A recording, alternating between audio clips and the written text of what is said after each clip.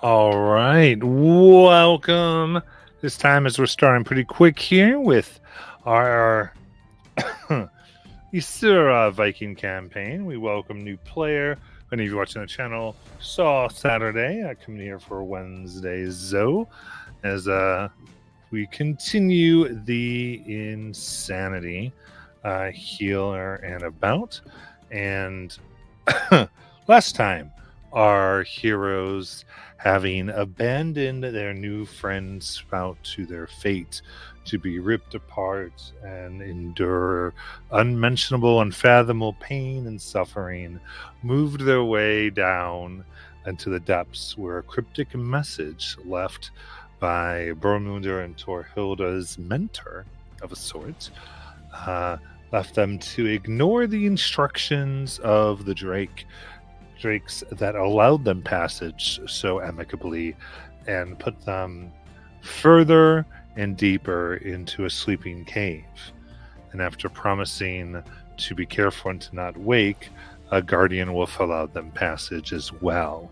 They found a pair of pursed lips, somewhat humanoid, breathing out from a steep ravine, and using various magical and natural abilities, were able to create a dam that lifted the level of the magma back over the lips, fully cutting off what was considered the breath,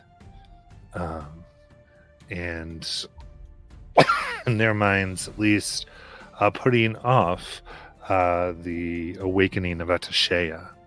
And with this, they turned their backs and have begun to make their way there. Taking along with them, of course, an extra card who will meet in a little bit that Zoe will be playing here. So, all of this, we are ready to jump in. And they're deciding whether or not they were going to try to rescue some Sprout, try to take out these drakes. There was much discussion as they were determining, now that they're very much deep within, a few days down, exactly what they were going to do. So with that, we'll toss it directly to all of you. What would you like to start and do here? Brainian takes a look around and tries to evaluate how wounded everybody is at this point to figure out, if we have time, could we do a little bit of patch up before we continue? And you could probably do a short rest if you wanted to try. I would find a short rest helpful. Yeah, Azariah looks pretty good.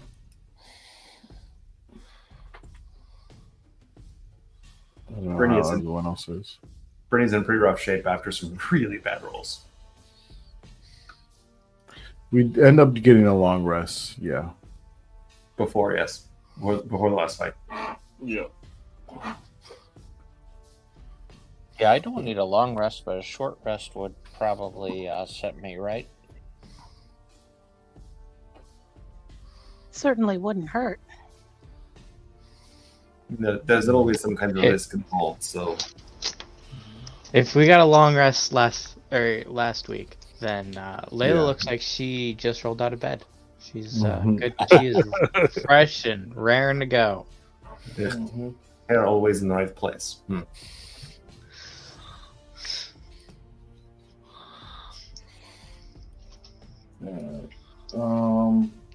But if you guys, it seems like majority wants a short rest, so yeah. Well, I can also do a prayer of healing too if we want to do a quick one of those. That's 2d8 plus 5 for everybody, and I could up it even more. It's up to everyone. How do you guys do it? So do we want to see if we can get the short rest, or should I just do this to get some of the people up a little bit more?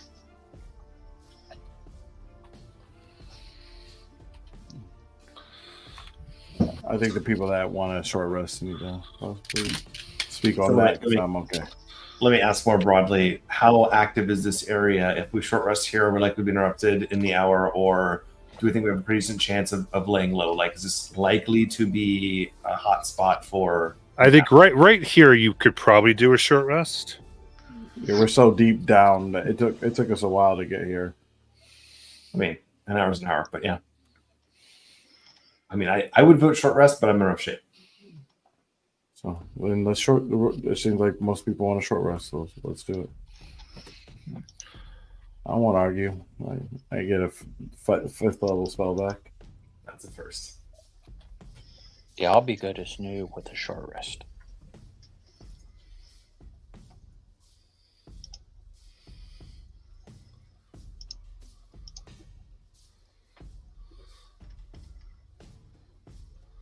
All right, sounds like we're in.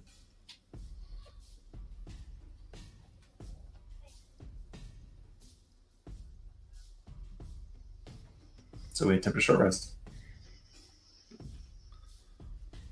All right. You are able to get your short rest here. This will work out well.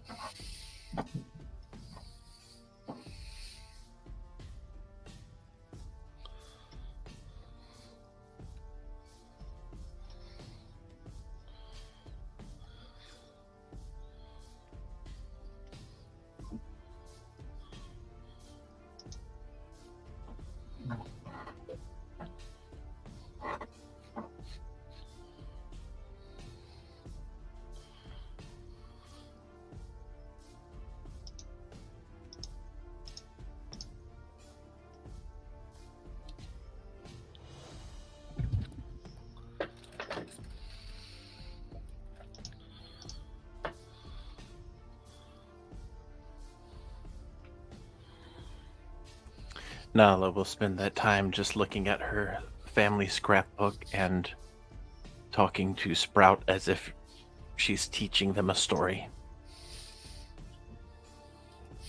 Nice. Back into the little bit of fungus. Nice.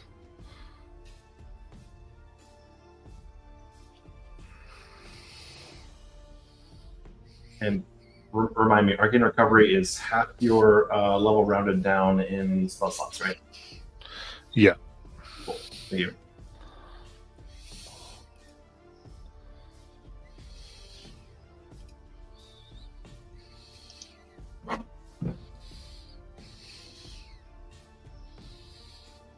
Can't change spells on the short rest. All right, cool.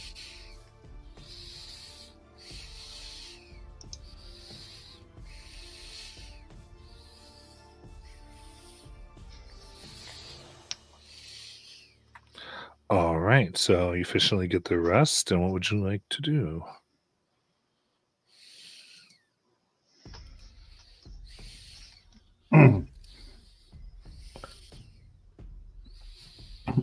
Azariah looks up and sees who's at the front, which is usually more of the Gaudy people, and he looks around, probably at Elena and Brynja.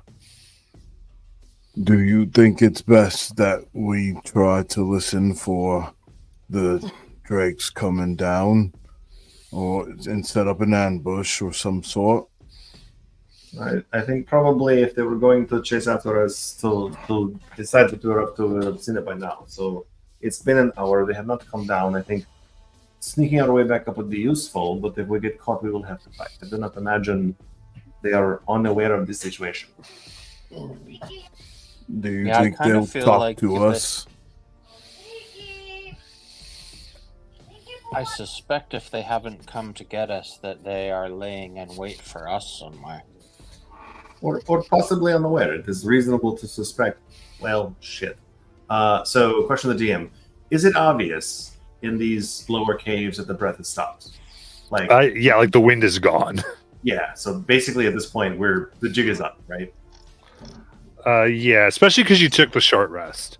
Like there might have been something where you could have, but like yeah, with the short rest, it's been a long time now where it's the lack of the air would have been pushed there. My belief is either they think we are dead, which could be to our advantage, or they think we are coming, which was not to our advantage. Do you think that they were always under the assumption it was a dragon under there? The lips didn't look totally draconic.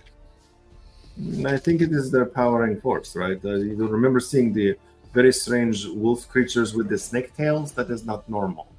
In some sort of a dragon influence, sort of a hybrid world, maybe that makes more sense, but it is highly unnatural. They all have some sort of dragon influence on them.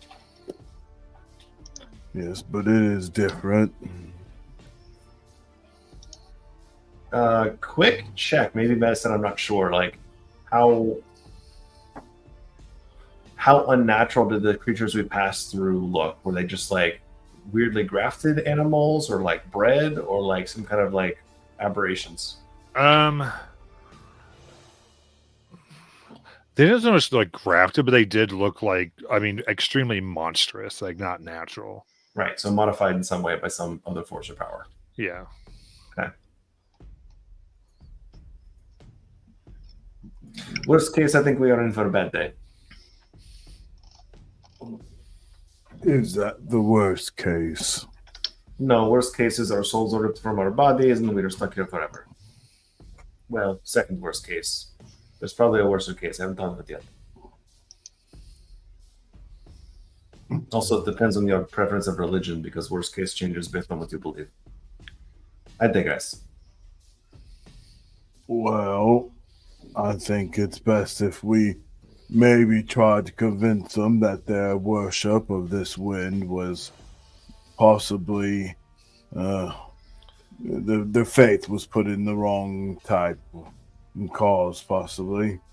You can try, but you have seen how successful I've been in convincing people. I am not the right emissary for that problem.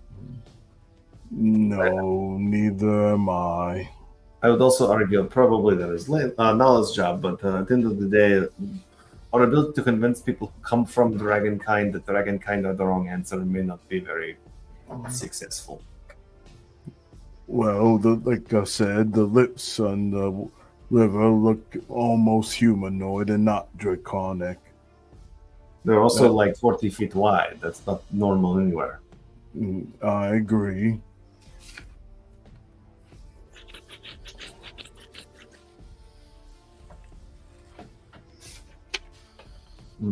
Nala, do you think you stand a chance in the frozen hells of convincing the rakes we encounter possibly that this is somehow to their benefit?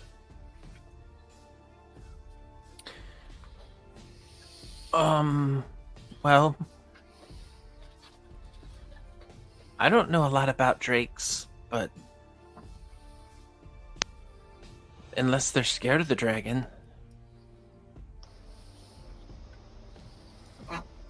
That is a good point, actually. I think almost everything should be scared of the dragon, but maybe they're wrong. Maybe I could sing a song about what we saw. You may invigorate or depress them. I'm not sure.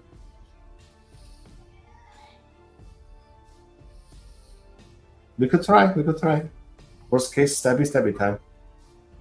I believe Bormunder's preference is that. It's possible that we can convince them, if we were so mighty as to stop this dragon, that they don't want anything to do with us. Even better, perhaps.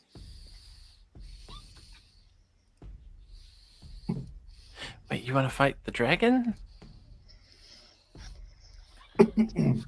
No, Bormunder is simply saying our ability to cease this wind is proof of our power, and therefore, hello cat, and therefore maybe they should be afraid of us.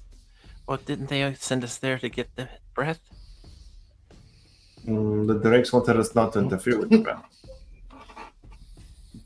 I thought The we wolf needed... and Joanne wanted us to interfere with the breath. Oh, okay. I thought we needed the breath for Sprout, Well, that's two. and they gave us Sprout. But from maybe I'm confused. I thought that the drakes thought that the breath was from a dragon, but then when we looked down in the river, it didn't look like the lips of a dragon.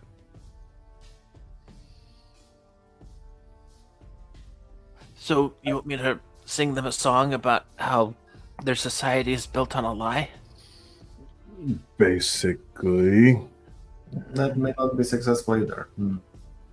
Doesn't usually go well. well, sometimes people need to see the truth that's in front of them. That doesn't mean I'll be angry. I agree. That's maybe for them to deal with. Well, I have a feeling they already know we did something, just like someone else said, and maybe we just need to do what we did with the wolf and play it by ear. We don't know what they're going to do when they see us. The wolf has much bigger ears, though.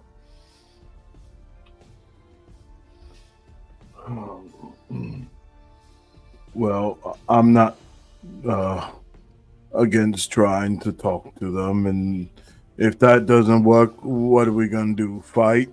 At least we know what's in front of us, and it wouldn't be a surprise. Yeah, we're gonna fight.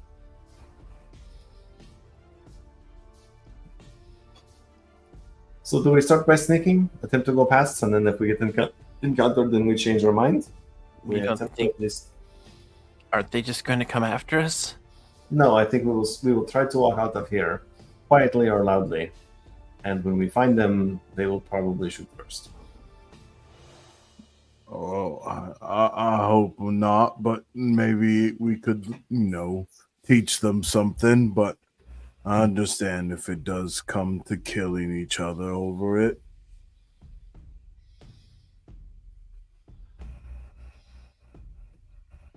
Brittany looks behind her and notices Eric for a hot minute. Eric, can you be stealthy? Can you sneak? Can you provide scout skills for a particular predicament or no?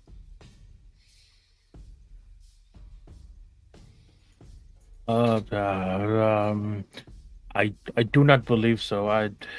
Would not with this armor. I That's think I fine. would.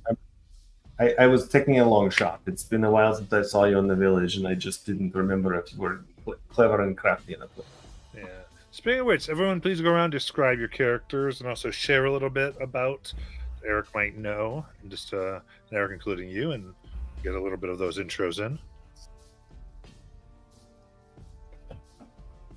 All right, I'll lead for shits and giggles. Brenya was a traveling druid of the druidic tribes from the High Country for a long time. Settled with the village Skillfell that we all were in a long time ago. Seems like at least weeks. Sort of settling in the civilized land. She's been sort of like the second leader in waiting amongst the druids for a while. Typically a bit of a caustic personality, kind of a pain in the ass in general. Wise but not charismatic and not particularly willing to go along to get along. And her general preference is to shift into beast form, do hunting, and provide scouting for the village, and frequently bring back the meat. Next up, Torhilda. Azariah, who you see is sitting around, is standing slightly smaller than his Goliath kin, possessing a softer countenance, distinguished by his rounded features. His face is adorned with intricate red tattoos that are in the foreground of a bluish-gray skin. They resemble sickles, and they symmetrically grace both sides of his face, from his forehead down to his chin. Despite the imposing stature, he's often lost in contemplation, his deep thoughts leading him into realms of the arcane mastery. He's an avid practitioner of blood magic and also enjoys a hearty breakfast, coffee, and used to work on a farm, but he mostly now is, if he's not reading a book, is creating runes.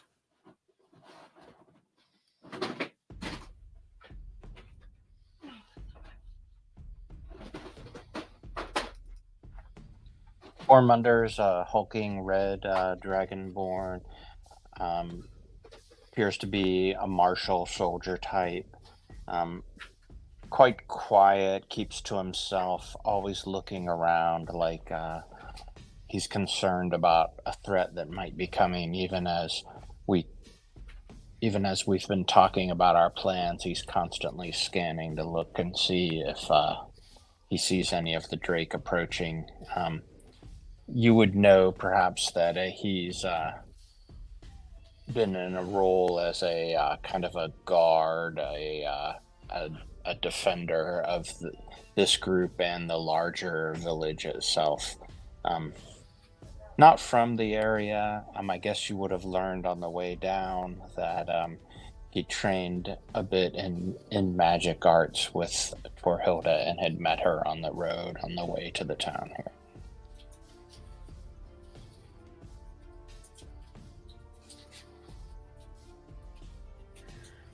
So, Torhilda, she's been with the town for a little bit, but not as long as some of the others. But she works as a traveling seer.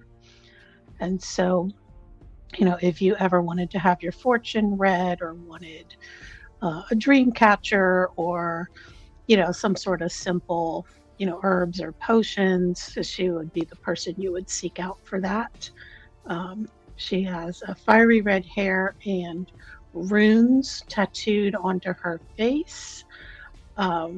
She fights with a battle axe, and she's from Craigsheim, so she has a lot of heavy furs that she wears over her armor. And if you have fought alongside her, you would have seen her sister appear as well. Speaking of furs, did you take the ones inside your armor? Are you still stuffed? I don't know if we're still like trying to be in stealth mode or not. Yeah, I thought we would have probably given that up on the long rest. If Zoe also makes a lot of clanking noises with their armor, I think we're just going to have to give up on the sneakiness.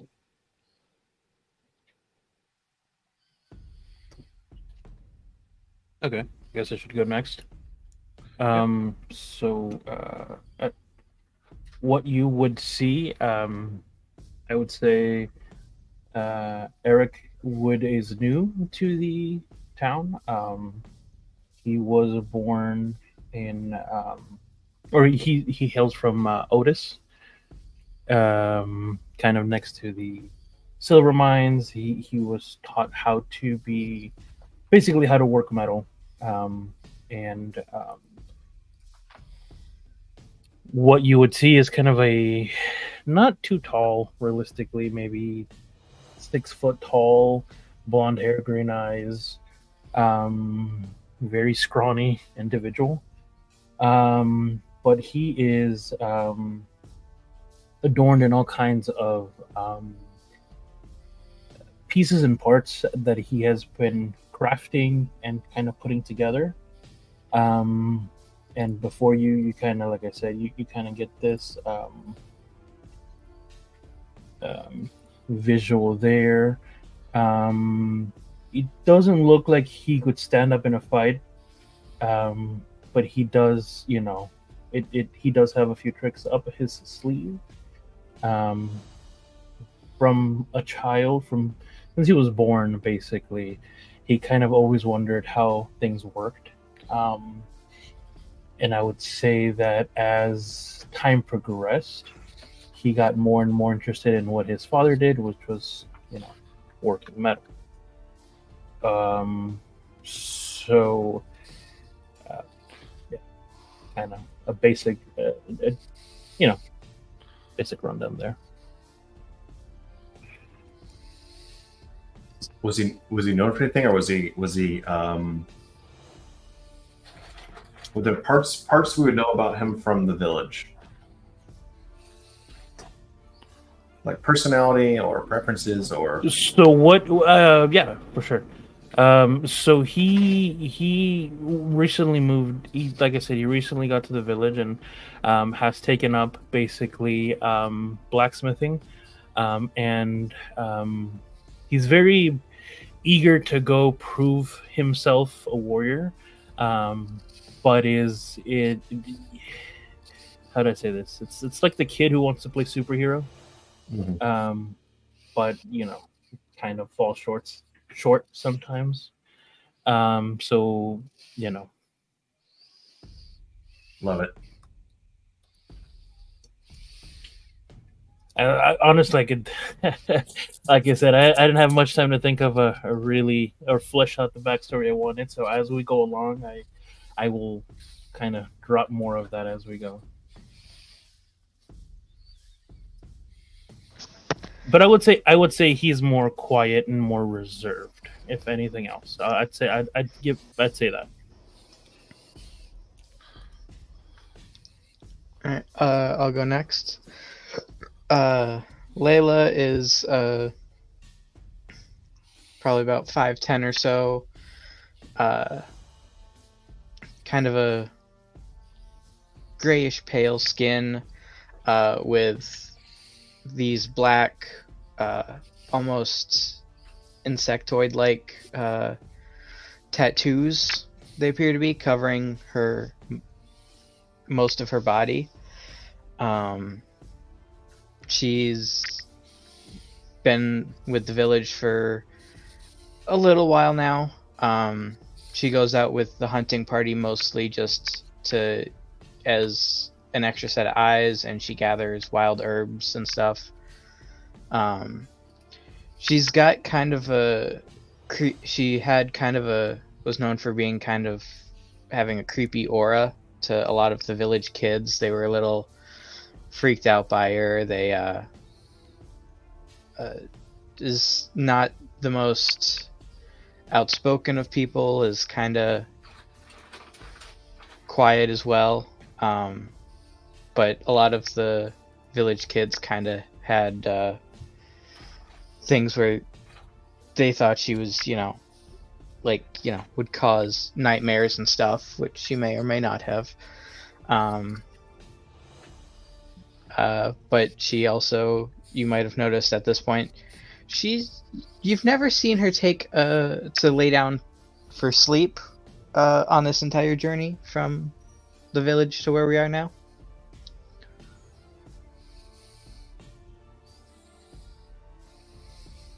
So yeah, she's a cleric of the night domain.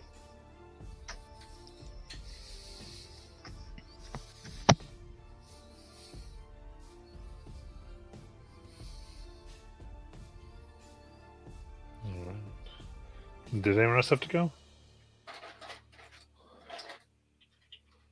What's the group there? Did Nala go?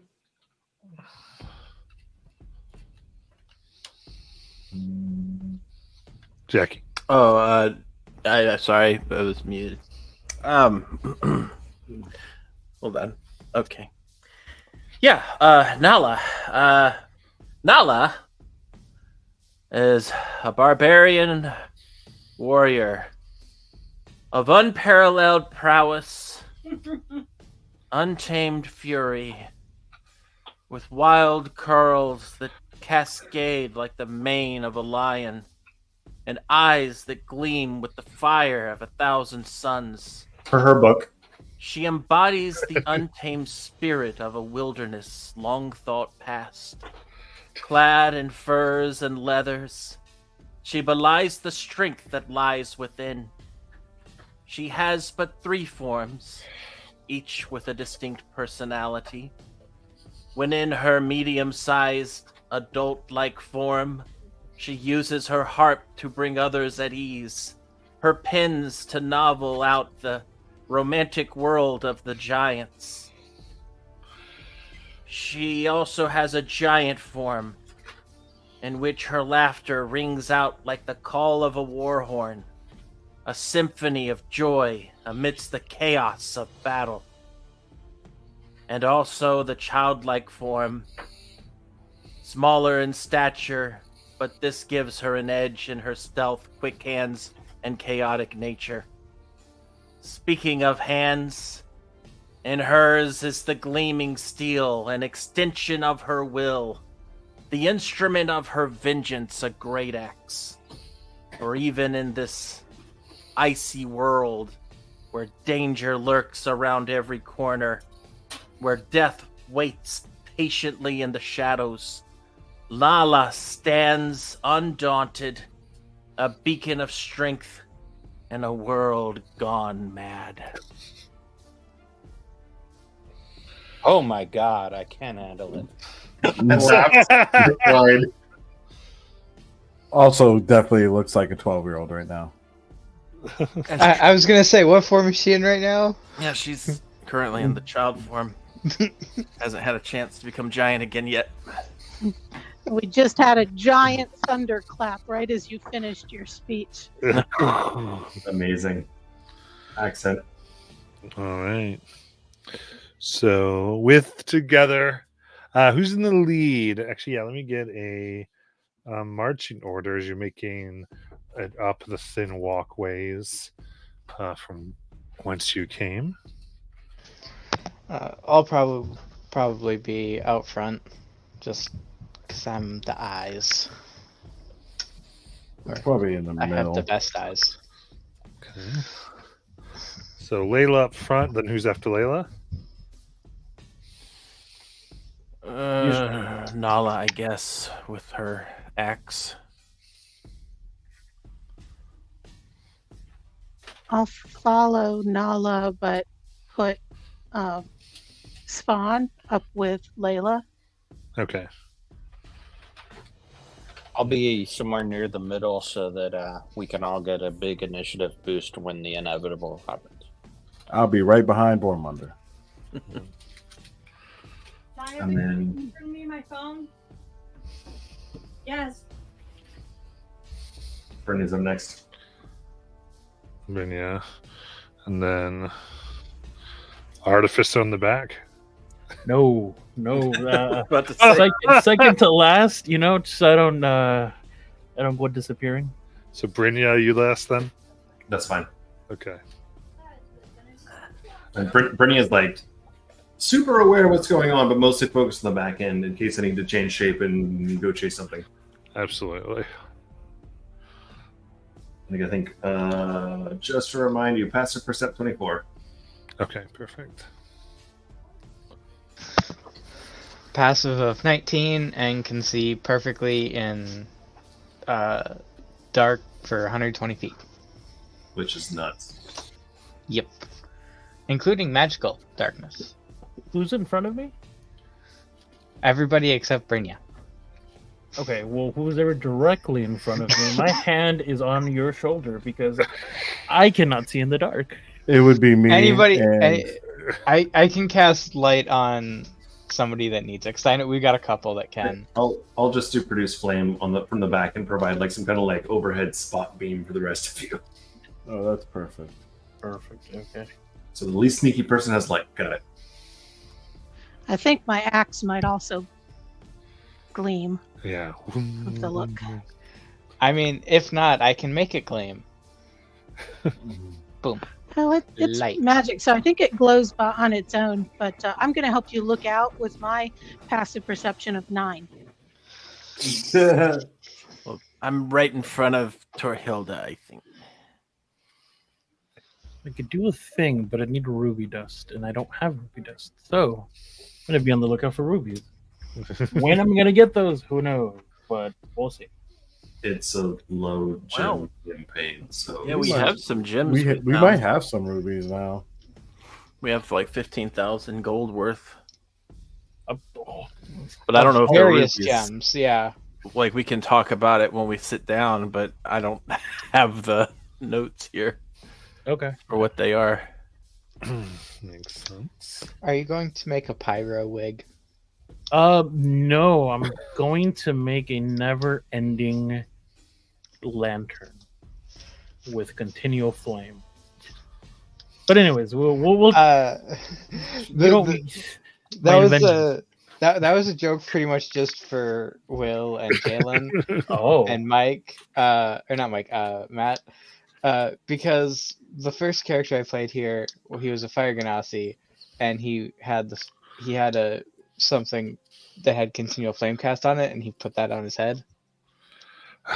yeah, but like as the toupee. Yeah. Oh, So, I was gonna so do not something all. else. Yeah. But So you- he was a fire genasi, but how I read the character or the race description, they don't necessarily always have flame hair, but in his backstory, he had a wife that did, and so kind of to honor her, he gave himself that to make him stand out more. Because of flaming toupee, obviously. Yeah. you know what? That doesn't sound like a bad idea. Artificer with hair on fire. Yeah. Very good. Then making your way up, Layla at the front. Coming around the corner, because your perception's high, you hear kind of the clacking of claw on stone as you see these two drakes, their scales a myriad of colors as they immediately cross. They shout. The one talks very commandedly. You are not permitted to leave anymore. You have destroyed the breath. What are you talking about? It was fine when we left it. No, I don't think we need to be outright, blatantly dishonest to them at Forest Torhilda, but they are lying, or they are accusing us of something we didn't do. We didn't destroy the breath. The source of it is still there.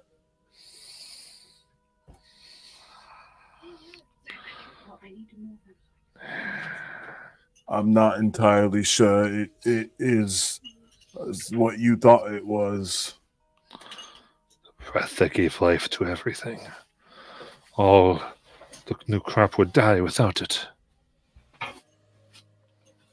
That's not entirely true. By today as by me. Love it. Thank you.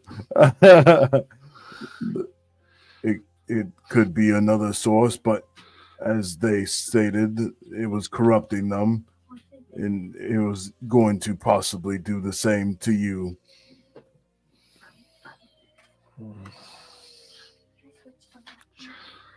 Give me a persuasion check.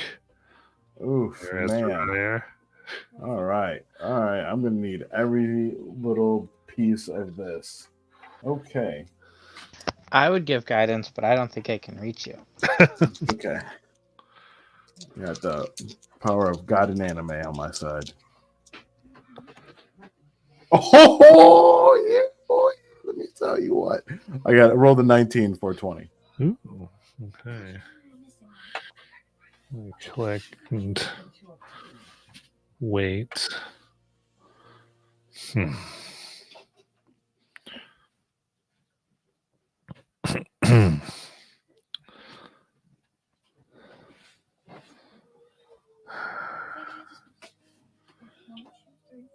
We desire the breath. We told you not to stop the breath. Go back and let it blow once more. I'm sure if you give it 2 to 3 business months, it will probably come back.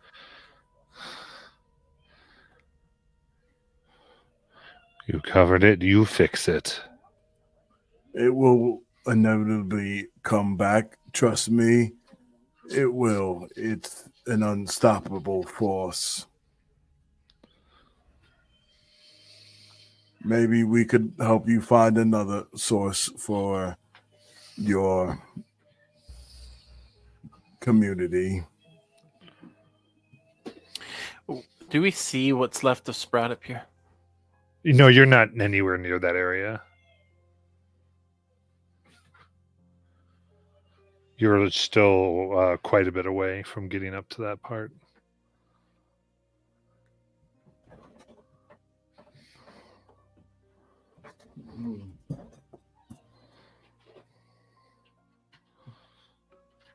What does everyone else think? No. How many are there? How many drakes are there There's 2.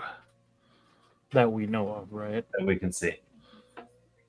Yeah, we know there are a lot more. Okay. My friends, have you considered the power that is required to staunch the flow of this breath?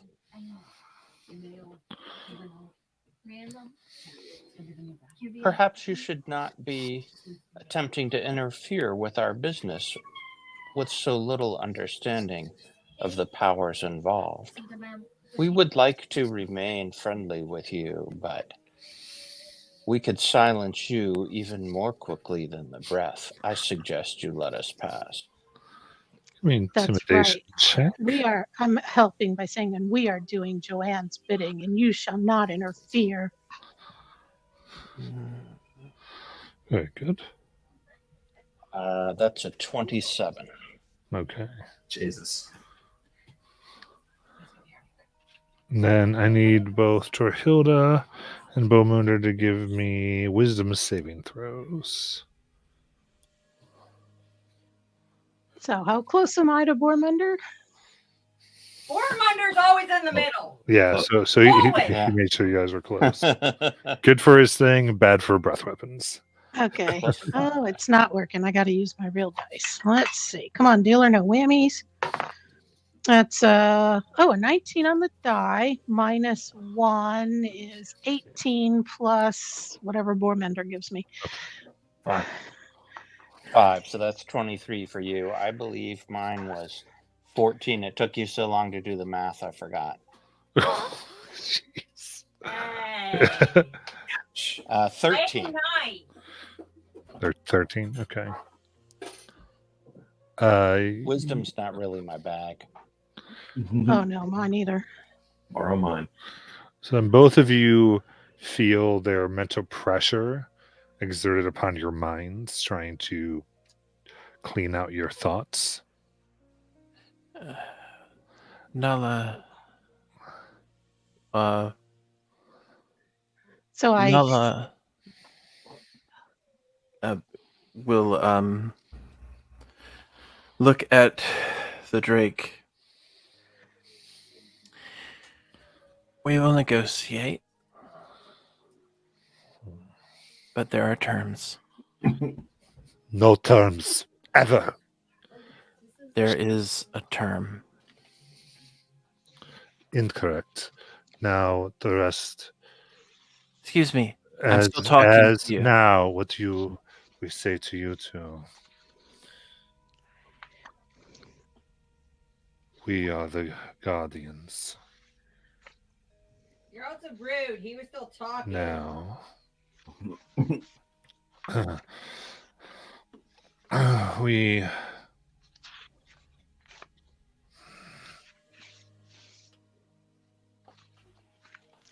will take this back to the others. Take what back? And they fly away. Jerk, I They was giving you a go. term. They go. Shh. There will be no negotiations.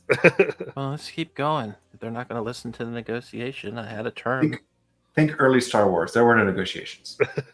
They have some sort of mental ability. I felt them trying to examine the contents of my mind. Luckily, I keep nothing there. Well, unfortunately for them, they're not going to have any mental ability to do anything now that they're not going to listen.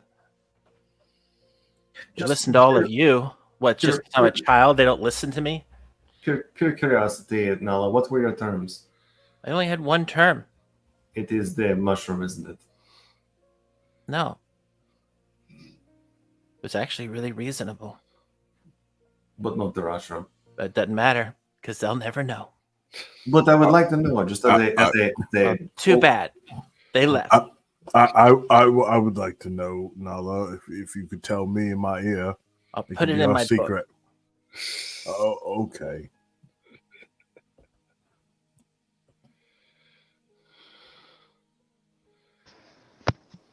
You hear Nala hears in her mind. This would have been a good opportunity for you to whisper into his ear.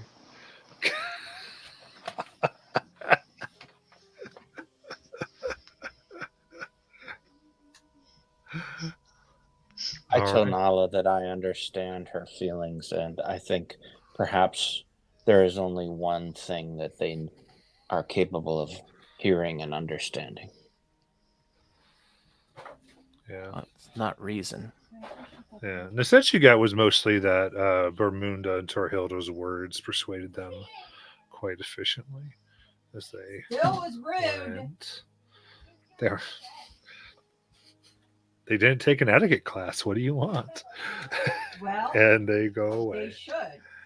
Well, I don't see any value in hanging out here. They were some kind of guard post, so we might as well continue on. So we move swiftly. We go, but not too I swiftly. agree. Not dangerous. I'm already walking.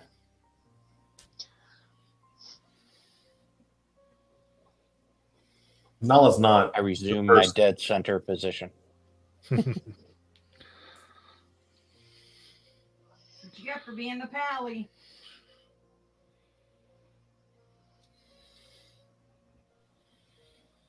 And also, what's the we can't lie to them thing? I was totally good with lying to them.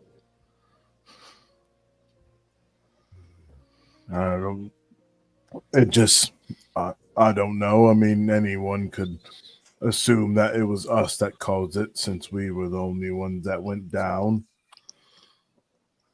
So you were trying to buy credibility by lying about your credibility. Bold move, company.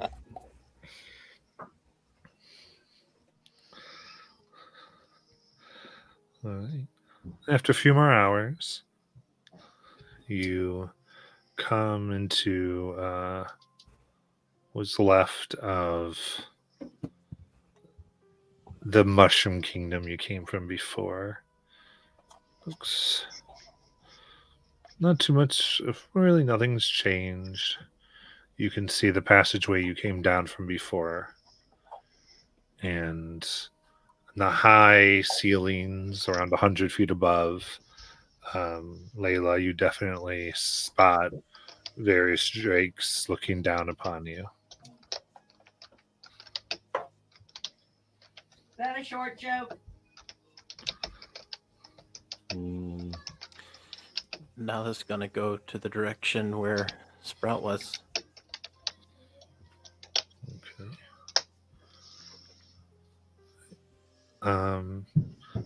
As you begin to do that, two drakes fly down, blocking your way about 30 feet ahead. No passage. Oh, there is a passage. I have just renegotiated the deal.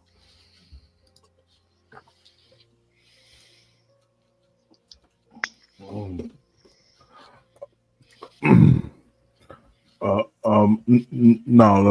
What are the terms of your new deal? Well, the new term. We're going to take every piece of Sprout with us. And that's That's for what we being want. rude. Because I don't believe that Sprout will be raised kindly among people who are rude.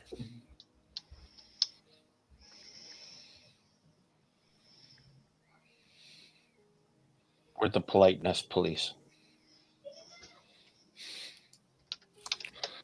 I'll go. Say,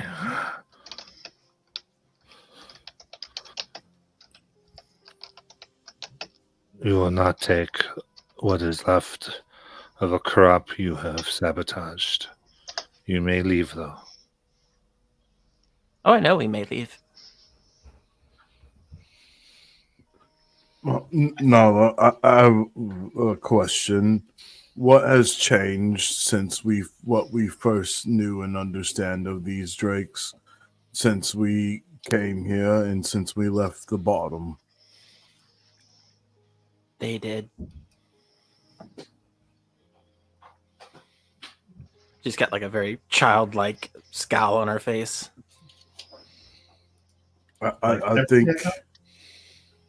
think that, to be fair, the understanding that we have come to now is quite in our favor. We have a part of Sprout that will survive, and they need to work and adapt with what they have. Then we'll leave under the condition that Sprout is able to answer a question honestly, without duress.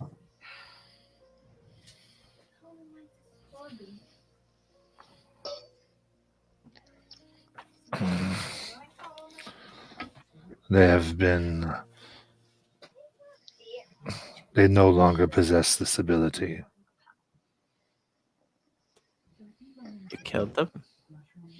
No, I think that his consciousness is just now spreading out to all the new growth, just as it will with the one that you have in your box. Maybe you can ask it the same question if you just give it some time. They've been appropriately seeded.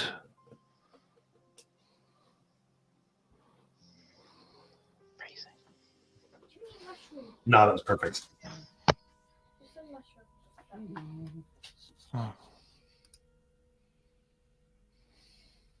It's going to be okay, Nala.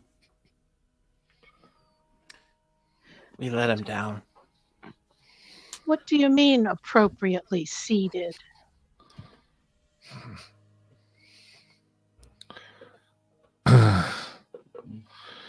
Once we were reported that you had finished the breath, it was his current form was not enough, was too much. Too many nutrients. So we cut them into enough small pieces so that he wouldn't be lost. But the Sut has lost everything he was. But will be many, many, many new things. Only thing we could do with the breath gone. I want to start a fight. Me too. How long did it take you to cut him up into tiny little pieces? Why do you want to know that, Nala? Is it for, I don't know, an essay or something? Your book?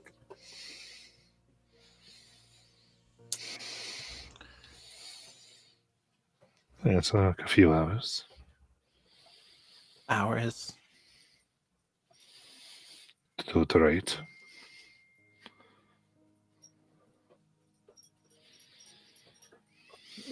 And then he's going to grow, and it's going to be the largest. I just know it. He's going to thrive. Well, I go the way of my clan, but I'm going to make my position known. You tortured Sprout. He didn't want this. You chose it for him. And then, knowing that this hurt me, you wouldn't even hear me out in a hallway. Your guards are terrible. And I'll make my position known. If it really took you hours to cut up my friend, I will happily spend the next couple of hours of my life cutting up you. But I go the way of my clan. And she'll take a step back.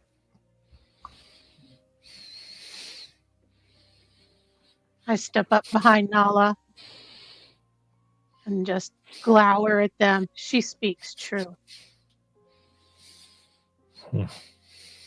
There's nothing I would like more than to strike you all down right now.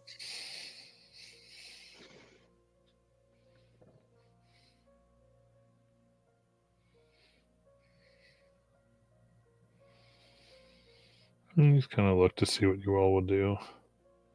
I mean, I'm just, putting a hand on both their shoulders, and I started walking out, knowing that the last we spoke with Sprouts, they just wanted us to be safe and get out of here.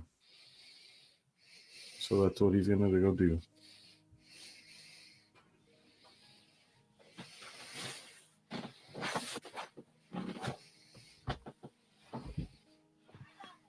I continue my deep glower and follow. I cross my hands and I stomp my foot.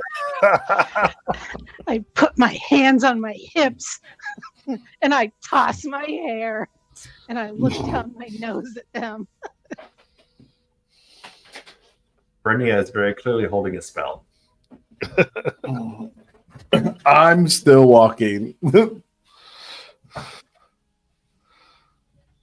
Layla, Bermuda, Eric. I suppose I will follow with the group's consensus and head towards the end. Head towards the exit. Okay. You're muted, Eric, if you're... Yep. Again, I will learn how to computer one day, I promise. Being the awesome human that I am, would I have been able to see if there were multiple drakes staring at us? So there's the two there, and then there's at least 5 others like on the ceiling looking down. The ceiling looking down. Okay. I was gonna see if I would have clocked them looking down. Like would have seen. Okay. I was gonna see if I could get away with casting glyph of warding on the ground as we walked away. But if I saw them, I feel like Eric would have been like, you know what? No. I want to start a fight as much as I want to. I will walk. Yeah, if they're leaving, I'll walk with them. And I'm kind of assuming that me and Brynja will kind of be the last ones to leave then. Layla's almost backing out. She's very much still keeping an eye on them until they're out of sight. Multiple eyes, sets of eyes, perhaps. Yeah. I do try to give, like, after the others have left, like a slight little kind of bow of my head towards them, almost like in that I'm sorry kind of thing for their rudeness in turn. But that's pretty much it. And Brittany is still holding a wall of fire in her hand, ready to go, just to like literally just seal it off as soon as they're out of the area. So if they get aggressive, whoop. So that's 4 who left. Well, they would only leave if you leave. Oh no, I was just trying to get the feel of what the group wanted to do. Yeah, we all left. Yeah. Well, from what strikes me is that you guys all made the decision to leave at this point. Yes. Nala was going to stay and fight, but that's why she was saying she was going to go with her clan and what they decided to do. And it sounds like the majority are leaving, correct? Well, I was kind of under the assumption that Azariah kind of led you and Torhilda out. Oh, no, Nala is going to stand right there. When you said stomped your feet, it's not like you were leaving. No, I think it's what most people thought happened. Oh, yeah. I interpreted that as like a Oh, I thought you said you were leaving, and so I. So everyone thought you said you were leaving. Who was on right now? Okay. Oh, I understood. Tor's got your back. Yeah, that's what I thought that was happening. That like you were behind her. I put my hands on your shoulders, and then knew I wasn't going to physically be able to get you out there, and just started walking away. Okay. So this is not the first chamber, right? Like there are other things we have to get through to get out of this spot. This is not the end of the end. So like. So just to clear up what happened, Anala was saying to them, she goes away of her clan, as in she's letting herself known she wants to fight them, and she took a step back to let everybody voice themselves. I know Torhilda kind of backed that up, but it sounded to me like most of the group wanted to leave this area. So Nala wasn't going to leave until that decision was made. That's what I was coming from. Yeah, and Tor will say, with Sprout gone, there's no point to add more death as much as I think they deserve it. It's not for us to decide. Okay. So in that case, Nala, before she leaves, she will pick up her axe and she'll look at the drakes. You got lucky today. Maybe not tomorrow, though. Till we meet again. Maybe not today, but soon. She starts walking out. In case, so everyone's walking out of this area. Then, Yeah. okay. As you begin ascending, and this next thing is going to take a good 10 hours of walking up and ascending out of here, from here up to the surface. And as you make it through the cave, where before you saw various drakes and these planted fungi that seem to be harvestable, now there are the drakes now guard everywhere where there are some. Some sitting, most often they're surrounded by bluish purple energy and are floating in the air. As they kind of watch you. None are attacking, but they do keep careful eye as you make through the various gardens towards the top. As you're all walking, anything? I just kind of, I would eye every one of them, just like with mean eyes, just every single one of them that I can as I walk by them.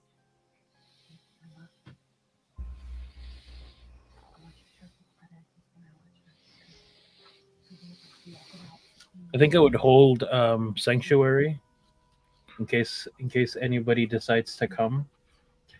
Or if anything were to happen, holding sanctuary just in case, or preparing sanctuary. I'm adding to Nala's mean girl vibes. And just generally trying to intimidate them. The Go ahead. Go ahead. I was just going to say Nala might try to provoke them a little by winking. But otherwise, she'll keep going. This little kid picking a fight. I love it. So Layla's going to be behind them, kind of acting like the mother who is having of two disrespectful kids that are being escorted out of the restaurant. Just kind of just like, I'm sorry to everybody. Okay, so you're kind of like being on the other side of that. Yeah, like, because theirs is a lot. This is a lot. I don't think if we pick a fight, we'll make it through it. So she is trying to not anger them too much. In other words, she's trying to cut back the amount of anger that is probably being caused by Nala and Torhilda. Just a little bit. Nice. They drew first blood, not me. Torhilda's just trying to make them think twice about attacking. They're just like, we've drawn no blood. What did they talk about? Yeah, I was gonna say, it's a fungus. It doesn't bleed. Hey, Mushrooms are people too, you know. exactly. These drakes literally just kind of go in. We just replanted our harvest. They don't understand. It had big eyes and it was cute. You should have known better. So for the blue purple energy, can I do a quick Arcana check to see what kind of energy this is? Like, obviously they're tied to the breath. Obviously they're tied to this crop and harvest. Like, is it clear what it is that's generating that energy? Sure, you may Arcana check. 23. Okay. Yeah, I'd say studying it. A good amount is like sort of the natural way they're able to fly. Not so much active magic, but it does seem being in here, they may have gotten a lot of power from the breath, but it's more of like what they grew up on. So it's inborn in them.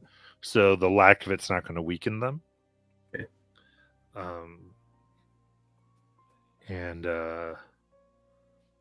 say, you see them being able to have very powerful control over their magic. I would say for game purpose to give this idea, like they definitely have meta magic options like sorcerers to do various things. I'll just half whisper to the rest of the group, not using the usual telepathy. They have certain affinity for magic, these drakes. They are not to be trifled with. They can modify their spells on the fly. It must be of this place.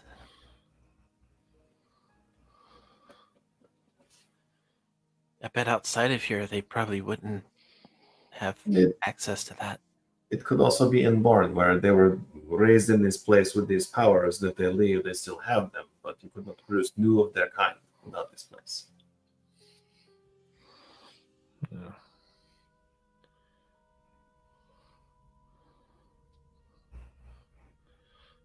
In that case, you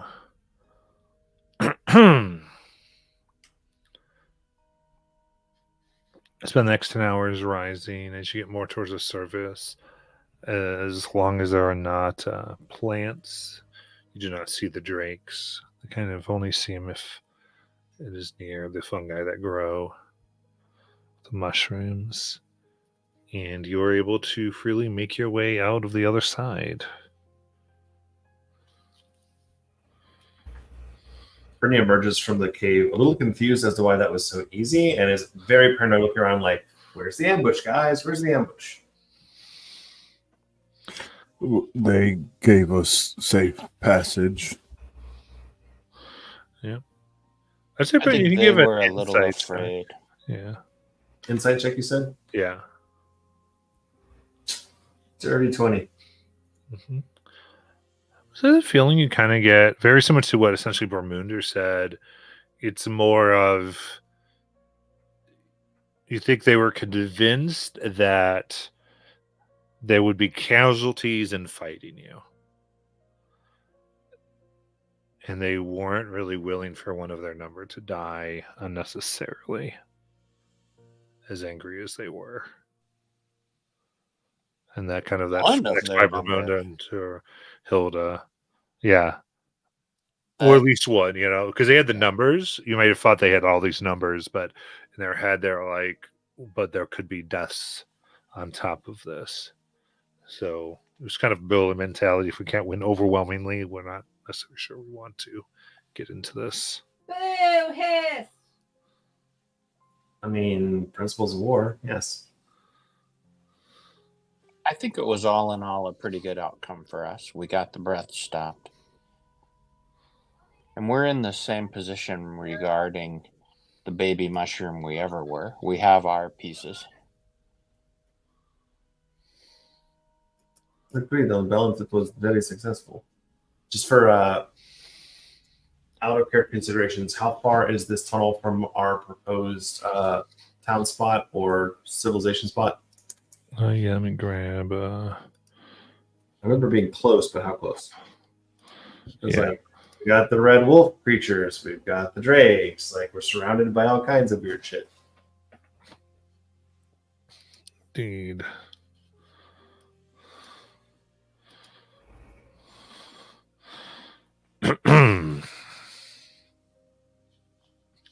So parling up my Issyrla map. Let's go here. So, all right.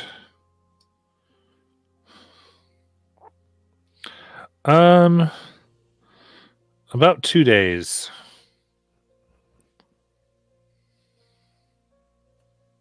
Two days walk, march? Yeah, walk. Okay. So close enough to worry about, for sure. It's good we remember where this place is.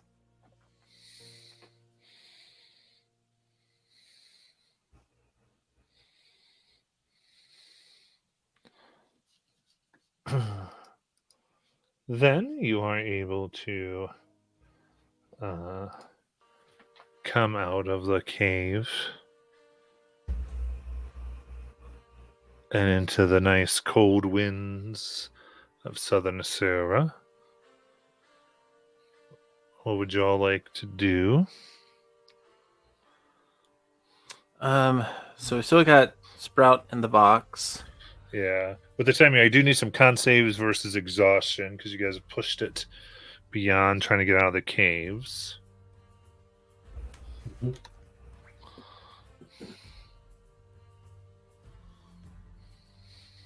+5, my friends. Much appreciated.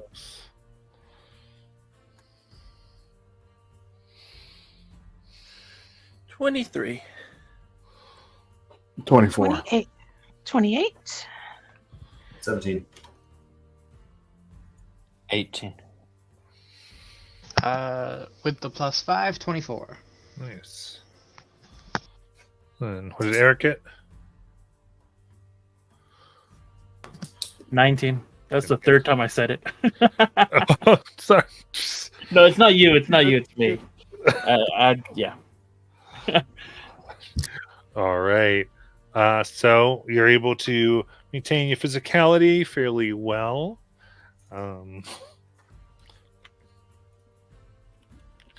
Can see your village isn't camped directly outside, but they wouldn't necessarily be. Their tracks are easy enough to follow. But what would y'all like to do? I guess our next thing is taking a rest somewhere and then making our way to the spot so we can start building. We'll need to get those trees down, start building some infrastructure, find a nice tunnel system for Sprout. By tunnel, you mean small cave, yes? Yeah, I'm gonna make a hole in all of our homes so that he can come out and come visit everybody. But not sunlight. No, that'll be during sun. So it's during sun hours he'll be able to come into people's homes using the tunnel. Forgive me if I'm a little bit picky about which trees we remove. That's fine.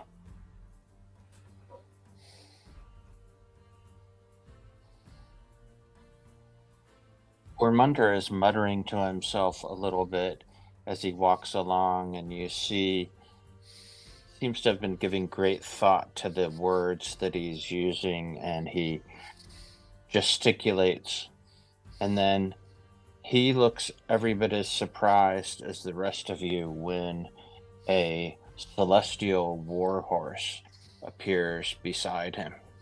He goes, "It worked! It worked! It's a unicorn." I figured it out."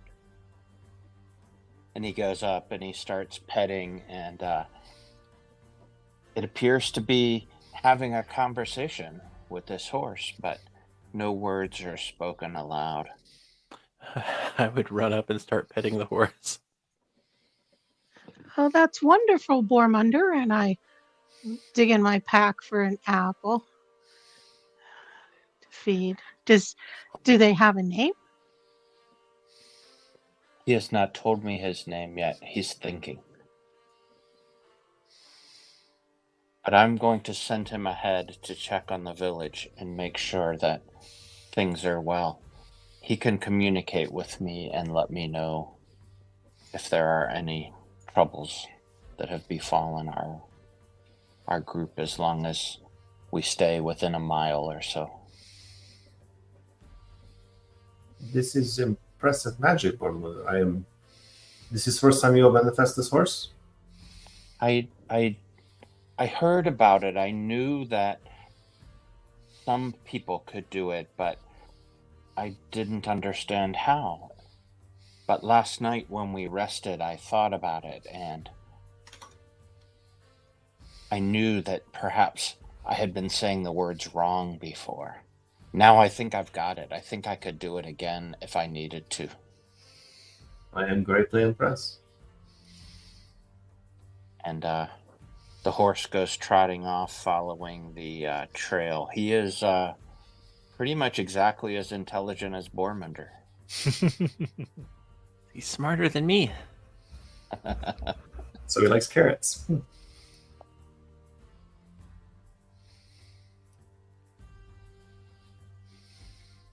He's a big beefy boy. He goes trotting away. A chunky boy. Yes, chonky. I feel like you need to describe your horse. Yeah. Horse look like? I do. He's a.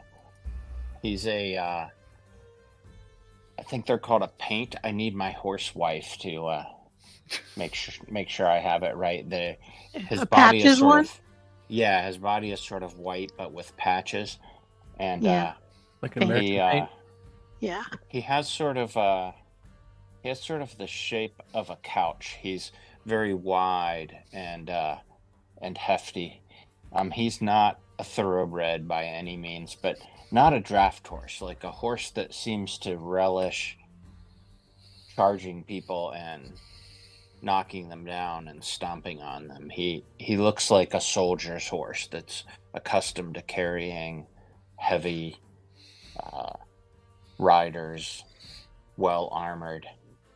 But he has a sort of a bit of almost a glow, like he doesn't seem to be entirely of this world. He gives off a kind of a angelic vibe. Maybe his name is M. Red.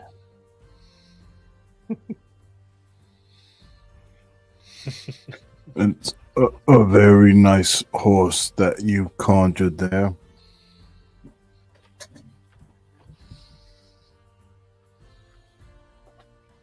I think, much like me, he relishes being tested in battle.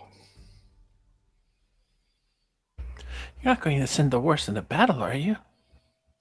Absolutely. He is bred for it.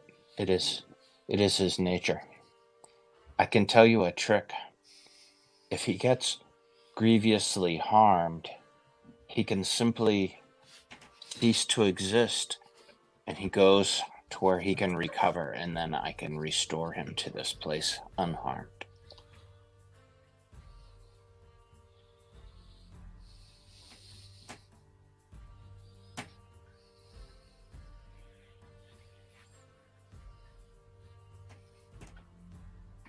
At least I think so.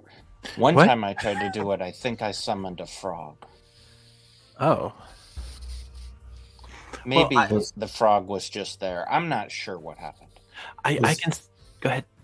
Was very large frog like a rideable frog or just frog? No, just a small frog. Perhaps not the same magic. I can summon something too. Oh, what can you summon? She leans down and puts her hand over the grass, and from the grass begins to sprout a tiny little flower. I thought you were gonna say rage. That's Ooh. also lovely, Nala. What kind of flower is that? I don't know a lot about flowers, to be honest, but I know I can do that.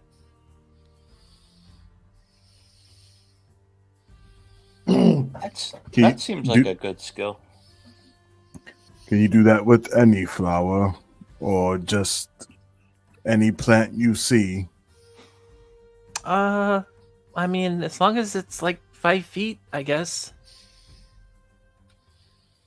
Can you summon plants that will wrap around our enemies and contain them?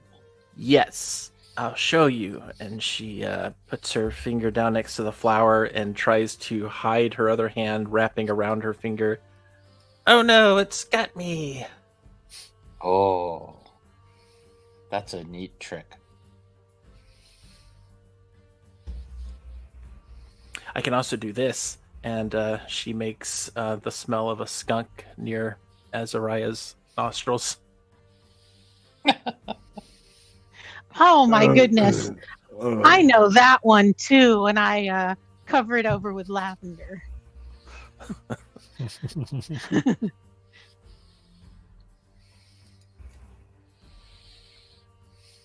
Perhaps we should not expend too much of this powerful magic. Oh, I could do this all day.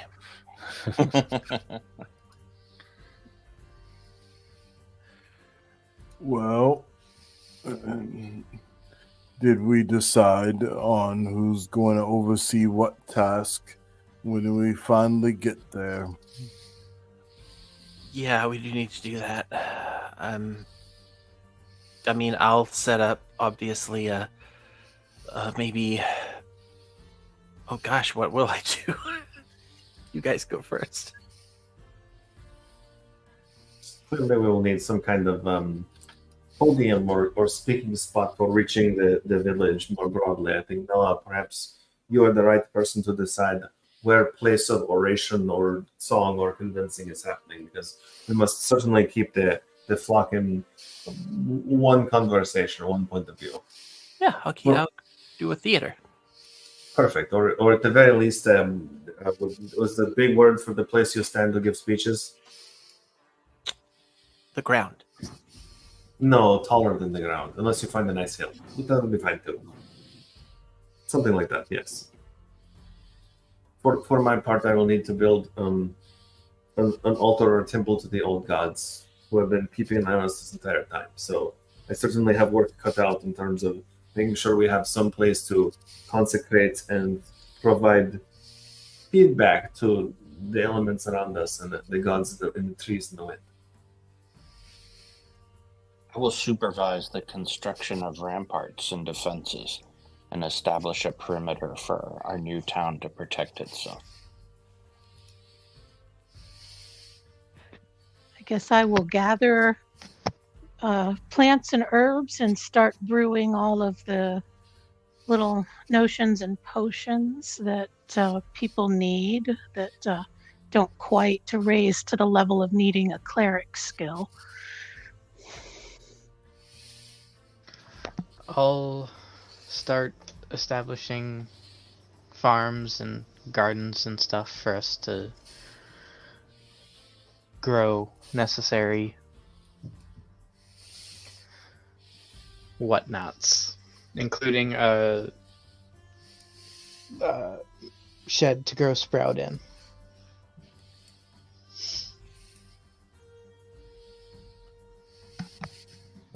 I guess I will fire up a forge and begin creating. All right. So you're not there yet, but these are things you're talking about to each other that you want to do.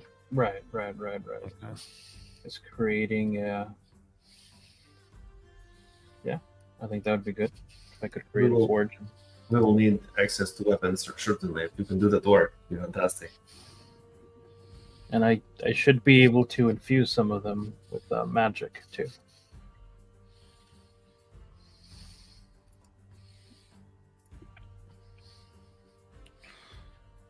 Cool.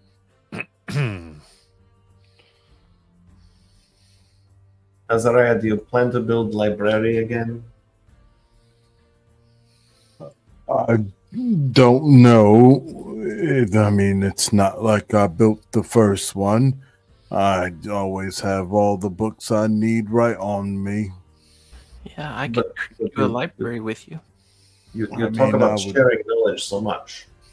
I would love to help Nala if I can. I honestly wanted to just see where I could be of use in the field. Maybe starting some crops or something. It would make me feel like a kid again, honestly. We will need food. And maybe I could,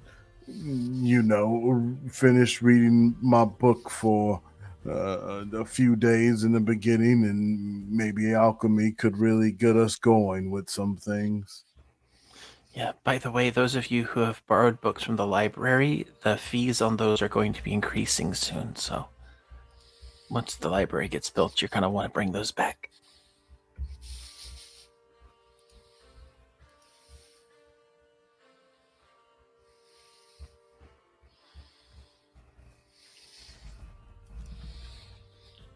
All right. And with that, we will go ahead and take our break. We will come back.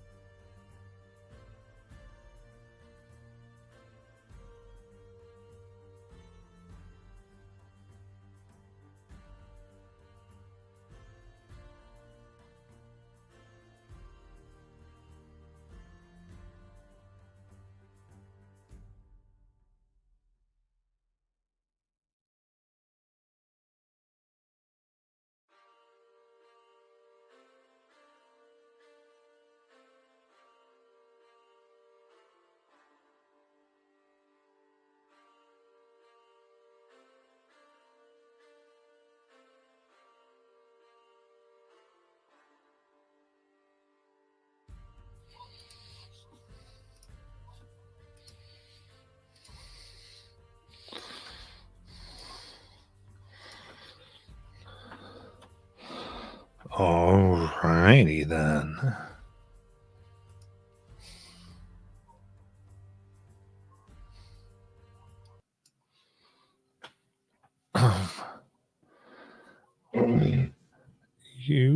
As all of you are cruising through and attempting to follow the tracks to find your place and your people once more. Yeah, we didn't leave them too far from the cave, right? I didn't think they were. You sent them ahead. Okay, gotcha. And they weren't going to be by the mouth of the cave because that wouldn't make a whole lot of sense. Right. Or they would have like gone, somewhere. A little further that way. Gotcha. Yeah, it's not like they're full, but a few hours. So, and again, trying to find a good place, defensible, all the things.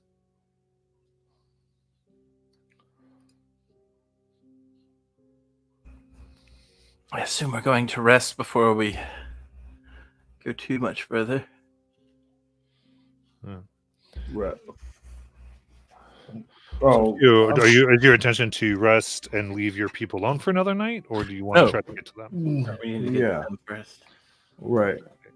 Yeah, I just rested, so I'm all happy. But yeah, I'm sure they've rested since they've been up here. Like, we'll see. Ask them how long they've been at the spot currently, but. No, do you need the berries that refresh or something else? No, I just know that we're all getting tired. Agreed. We are definitely tired, but we have seen worse recently.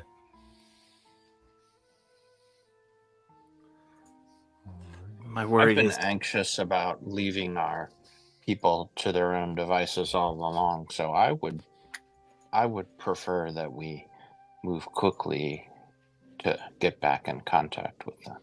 Well, that's fine. I'm just worried that once we get close to the place where we're going to set up camp, we might have to clear it. It would help if we're not, tired. That was always true, though. So none of us have exhaustion at this point, right? No. But if we push on to the... Oh, yeah, those DCs are going to increase. Not to say we can't fight rest or rest fight, but I mean, I'm with I think Bormundo on the calculation around get there, make sure they're safe, and then defend if necessary. Well, let's get going. Nulla's still in small form, right? Yeah, she hasn't been able to change form. Nulla, would you like a little assistance?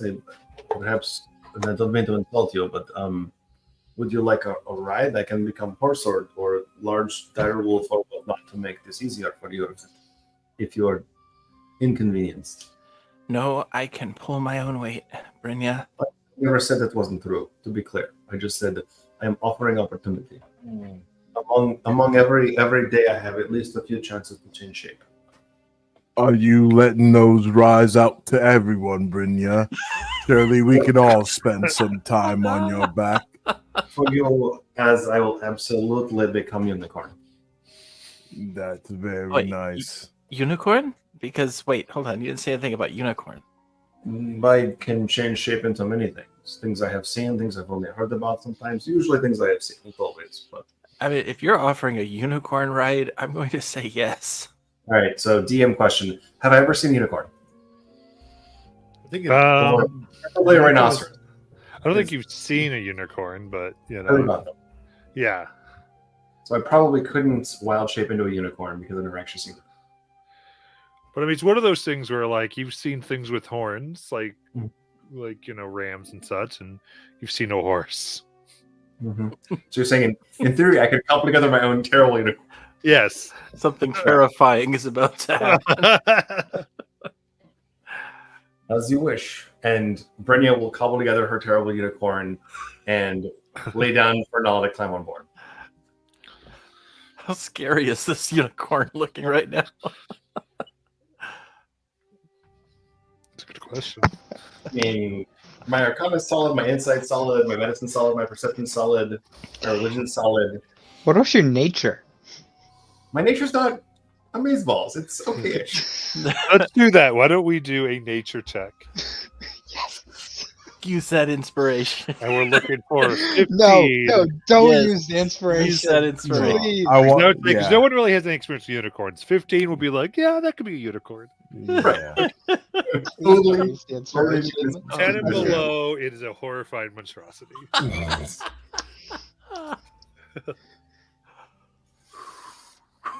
Learning inspo because fucking why not? No, Oh, you What'd you get? suck. What'd you get? Not 20. Oh, Wow. it is the most gorgeous looking unicorn ever. I'm gonna climb on that unicorn. And in your head you hear, we are off.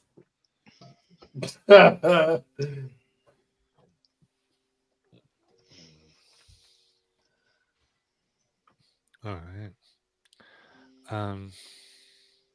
As you're bounding upon the unicorn,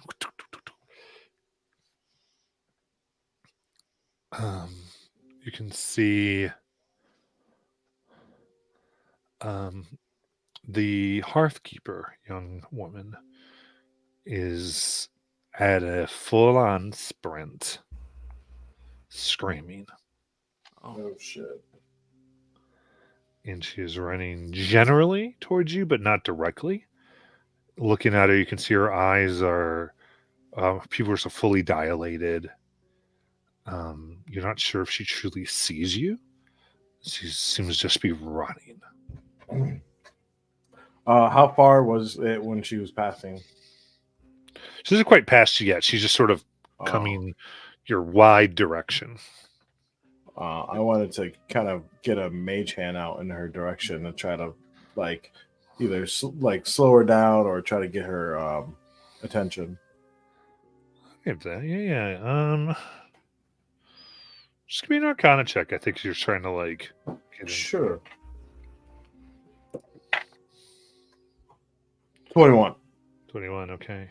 I think they're running, and you shake them, and she goes and kind of looks around, starts to perceive all of you, and she immediately begins to vomit. Oh my god. Are you okay? What happened? I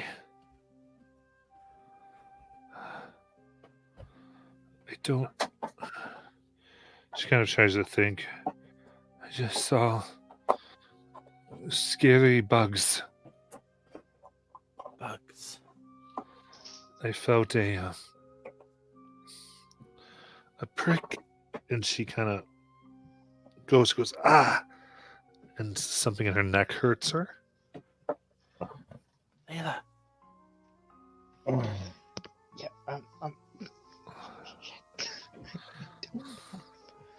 You go over, you can see it looks like there's like this, almost like this really tiny little like stick sticking out of her neck.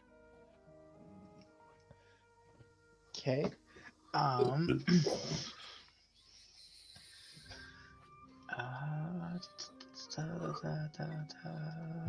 don't have anything that would actually stop. I'm assuming poisoning, so I guess I'll just I pull actually it out. have some ability to deal with poisons. Can we look to make sure she's poisoned? Yeah, can I make a check to see if I can figure out, two things. One, should I pull the stick out or leave it in? Because I know some wounds are better if you don't pull it out.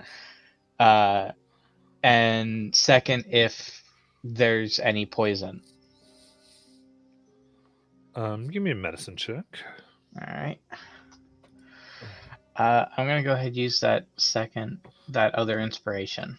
I was gonna ask if I could, help Layla determine that with the alchemy book I've been reading lately, and practicing some of my knowledge. Okay, yeah, you can do it. You can do a help there. All right. Sure. So you can actually add your int modifier to the roll. Yeah, it'll be +5. Okay, so I'll have a total of +10 then. There we go. Sorry, that wasn't meant to be. Just ignore those. There we go. Oh, fuck. 15. So +5. Yeah. Okay. 15. You can Can I add 4 to that with my Blast of Genius? Yeah, absolutely. Yeah. So Plus 19. Okay. Nice. So, Eric, how this looks is you're the first to identify it as a very small fletching at the bottom, and that this is a tiny arrow. And as a Raya, you can tell that it is constructed perfectly to maintain or receive really a minor enchantment. It's as tiny runes carved in it that can be charged within like a second to half a second to do with magic. Okay. And Layla, you're looking, you can see that there's it's not deep enough, though it did seem its girth didn't cause so much of a wound as its precision did. And you can see that it like cut muscle.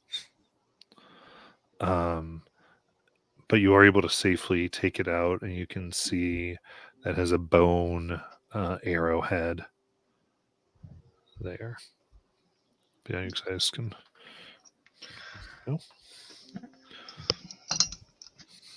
You said insects did this. I mean, yeah, there was like a bunch of. I saw wings, and people just say they were getting bit, and I just some. So some people started falling asleep,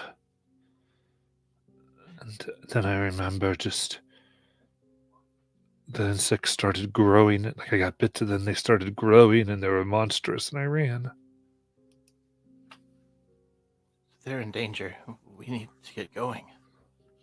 Would this possibly not be pixies or some sort of fae that are small and use arrows? I translate that. For the unicorn. Oh. That's right. Okay. Yeah, y'all talk.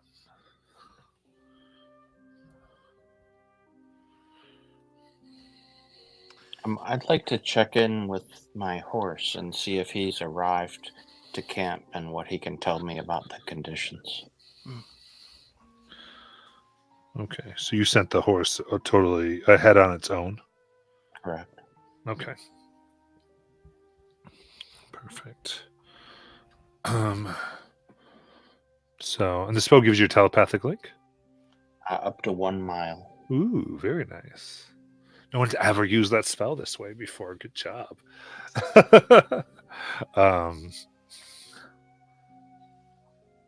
So the information. Let's go. Yes. Thin Bulmunder. There. Some are sleeping. Others here. They seem to be laughing. Still others look like they're chewing on bark and rocks. And many are running around terrified.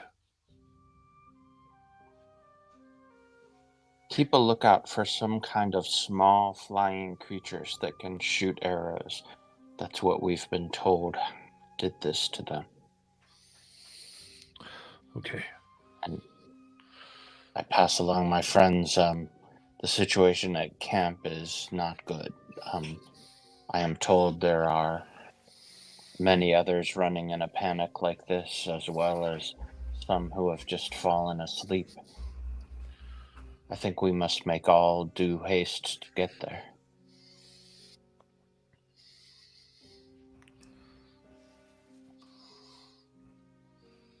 Would I be able to glean anything off of that arrow? Like what it could be, or who would have used it? You know, things like that. Just by its make. I mean, I don't know. I think you probably have enough things to make your own. I don't know if that would be game necessarily. Like, is it tiny arrows? No, What do no, you? no, like, what I what type do- of thing are you trying to get? Would I glean if I knew who constructed the arrow or who the arrowheads were used by? Like, is this like a trademark of a Gotcha. Okay, this will make a little bit more sense to me. Yeah, give me intelligence blacksmithing then, or smithing rather. So intelligence proficiency is basically you might, I don't know if you get expertise because of your tools or something. What's your class? And artificers get weird things proficiencies- occasionally. Well, proficiencies I have smith tools, thieves tools, and tinker's tools, but I don't think I get anything else other than just. So intelligence with proficiency. Okay.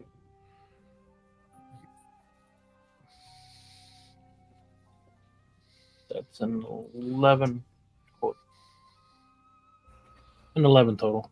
11. Oh, Mhm. okay. Your proficiency bonus should be like a 4. Yeah, 4, 4. right? I got So a what's your 7 plus. intelligence? Cool. Was a 7. No, I mean, what's your intelligence modifier? Plus 4. Okay, so that's +8. Oh, I see what you're saying. Yeah. 15. Okay, there we go. That's so. I was confused. All look more like Cool. artificer. Yeah, I saw it. Okay. Okay, we're good now. Awesome. So, all right, examining it, I would say you can see that it's made by tiny hands. You think the bone itself is likely like squirrel vertebrae.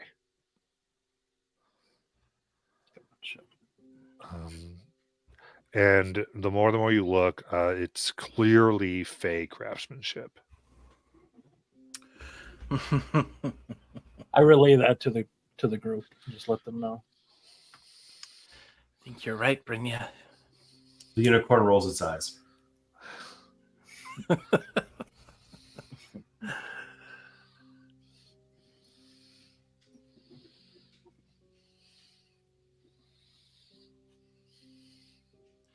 Well, either way, we need to get going, right?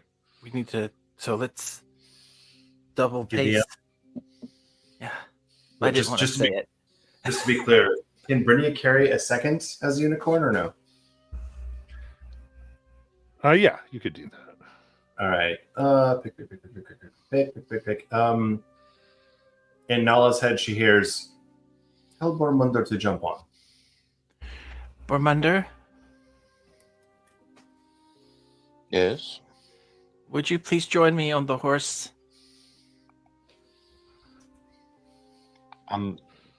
Sure. And then as soon as he gets mounted up, I am booking it towards the village, like full speed. Oh, yeah, that's a lot of horsepower right there. Like what, about 6 to 8 horsepower? At least. Before it takes off, I'll go over and touch the unicorn and cast fly on it. Oh, Go, because it sounds like they're in trouble. Nice. that's Now we're a amazing. Pegasus. All right. I So was gonna obviously, say now it's a Pegasus. Basically, what you see is one of the rings on Eric's hand lights up, and as he puts his hand on the horse, you just see that kind of arcane. What's the best way to describe it? Tiny small runes expand from the ring as if they were insects or bots covering the horse and start to slowly levitate off the ground. amazing. So obviously, I don't have all the unicorn powers because it's a fake unicorn. But like, if a horse's travel speed's at least 40, 50, what's the fly speed of a fake unicorn? You get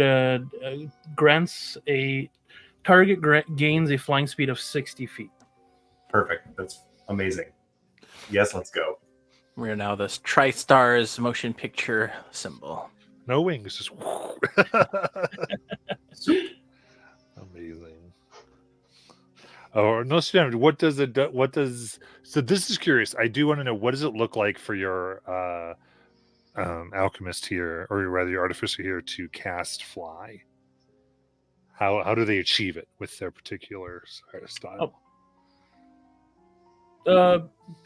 Yeah. So, like I said, one of the rings, particularly the one in his middle finger, lights up when he puts his hand on the horse, and you just see arcane runes kind of cover the horse, basically, and he starts to levitate off the ground.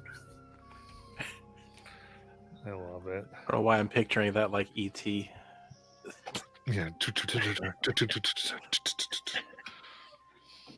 the Think of basket.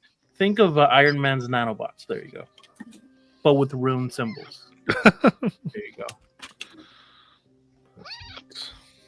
Ormunder looks at it and asks Brynja, because Brynja is always the one who's answering his difficult questions.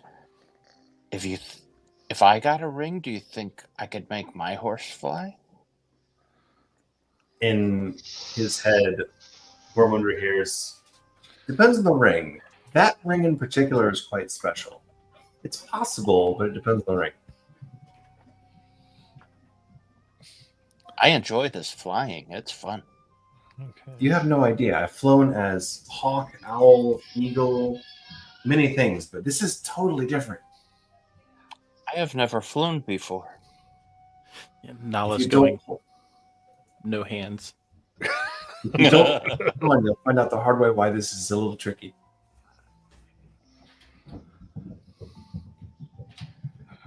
Perfect. In that case, you begin to hear, is everyone else kind of running behind them? Is what I'm assuming. Yeah. What's happening here? Okay, cool. But you three are the first then who begin to hear hysterical laughter. And it's this you see the village, and everyone is in either states where they seem to be walking around licking trees. Some are fast asleep, others are yelling and like screaming. Those in particular, you can see like them beginning to like almost like run into danger, into a rock or into even the river, like far away, like off like maybe like part of the rock where they would, or cliff face where they could get like hurt. And then there's like a little flit of something, like a little light, and they kind of change direction, almost like they're being herded. And then still others are, like I said, just sort of staring off. Do we see, or has my horse seen any sign of the creatures that started this? The insects or whatever? Yeah, they do report seeing like some things flying around, but that's about it. The horse reports that? Do I see Yeah, them give yet? me a, let's do this. Give me a perception for your horse. Let's just see what we get here. I guess it's a war horse's stat block, so hang on. What? It's probably an upside to mine. So they're +1 wisdom. I don't know if they're proficient in perception or not. I don't think they are. So then it's just a +1 to a d20. All right.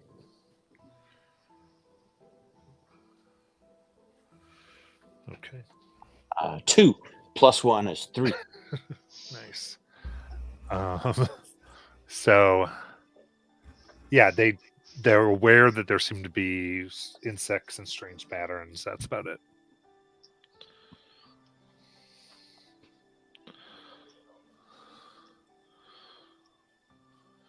As soon as we get close enough to be, I guess it's within sight of these guys. Actually, I want to be in the middle, so I guess I'll wait till we actually have arrived.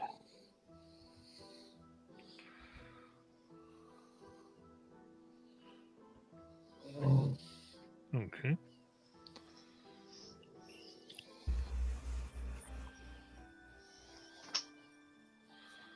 So yes, so Nala, Brynja, and Barmundo, you're there to see this first bit.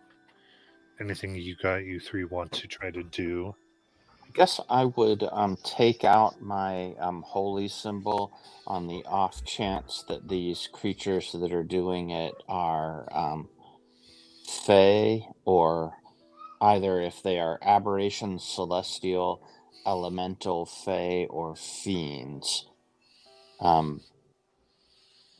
They will be affected by this symbol, and they'll need to make a saving throw, or they'll flee. As I summon my divine force. Okay. And what's the distance on that? 30 feet from me. Okay, fair enough. What's the say? It's a wisdom save, you said? Wisdom save DC 17. Is that one round or is that perpetual? That's once, right? 1 minute they're turned, and they have to Perfect. move away like, from me as fast as they can. Is the effect instantaneous or does it last for a minute? I believe it's instantaneous. Okay. You said DC 17? I did. Okay. Yeah, you kind of let that out, and you see these, like what looked like to be little things in the air, all suddenly just like disperse.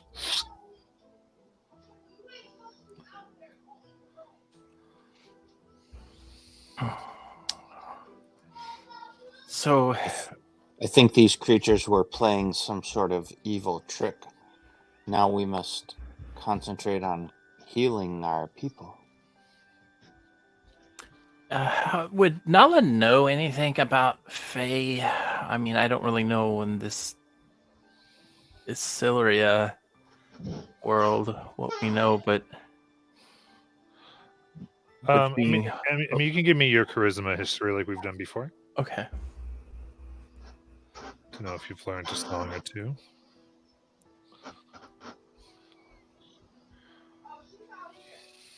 Dirty 20. Dirty 20. Okay. So in Issyrla, and again, you've lived all your life in Issyrla. So when you've heard of things that are usually known under this broad category of Fae, they are, I would say, very thought of the same as you might say the term spirit. You could be talking about a Fae as well. They're not thought of as distinct, even though etymologically they are, like things that affect undead versus these things. But people don't necessarily know. They don't, because it's not as like as much contact, I would say. But the main part of the story is usually has their mischief is evoked usually by things they would see as trespassing. Okay. Does she know if there's any link between Fae and children and through story? I would say through stories, it is more likely that certain Fae creatures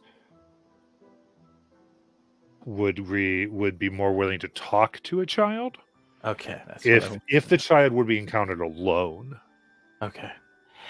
So Nala is going to try to just say to Brynja, I'm going to have to part ways for a minute because I have some ideas. I'm just going to play the part of a lost kid in the woods.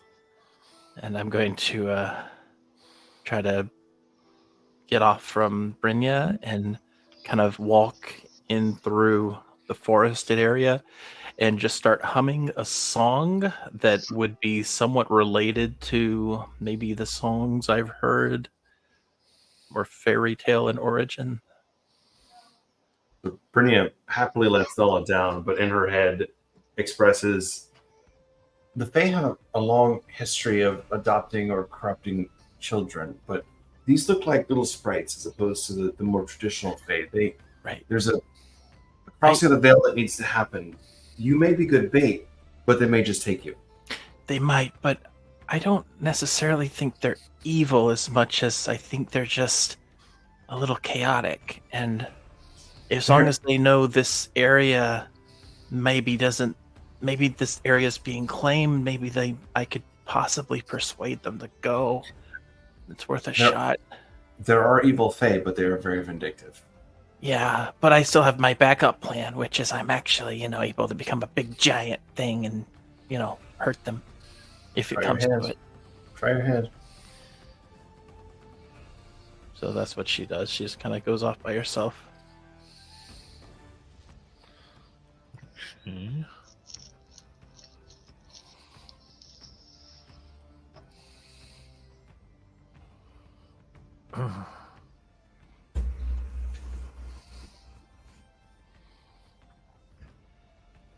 You proceed into the woods. And you come upon a very dark, almost black bark tree. There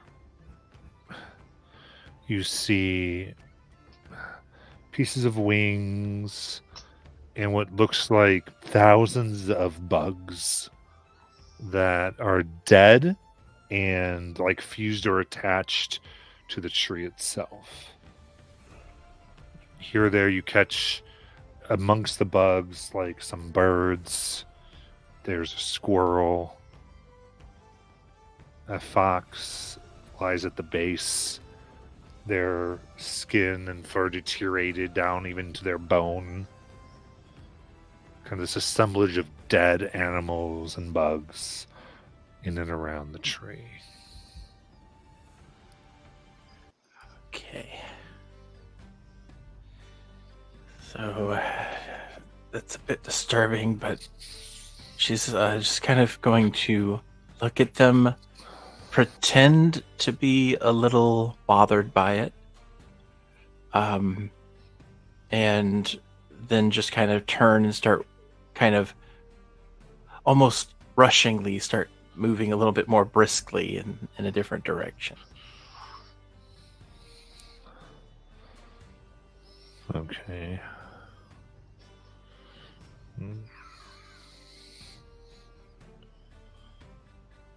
Just when you hear a voice from the tree. Why do you come here? Child, why did your people come here? My people are friendly. We came here because we need a place to live. And we did not know there was others here when we agreed to come.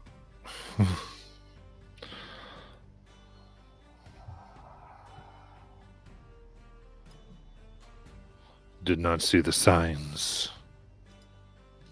Shakes her head. This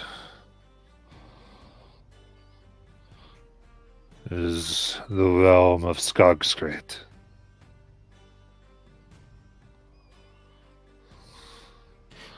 Skogsret.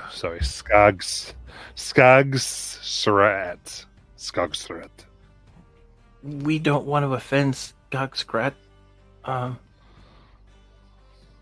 It's just we require water and a place close so that we can have our own little village, and we're not trying to take something that's already claimed, but maybe we could talk and make a deal.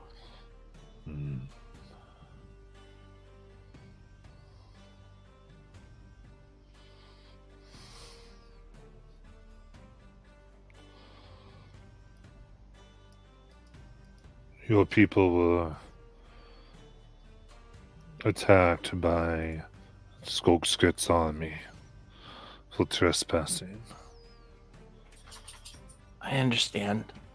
I am afflicted for rebellion. I am a traitor to him. to What- them. What is your name? He took it. I have done any more. Do you know a blue wolf? No.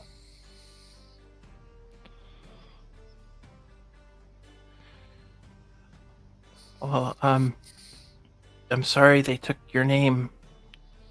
I can we make peace?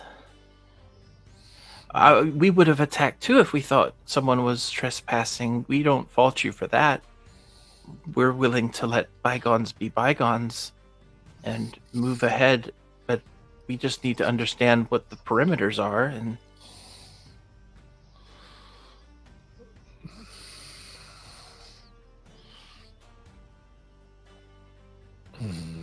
kind of looks at you. So now you can feel the tree now kind of moves, and you can see a remnant of a face within, and there's black sludge dripping from the eyes and mouth.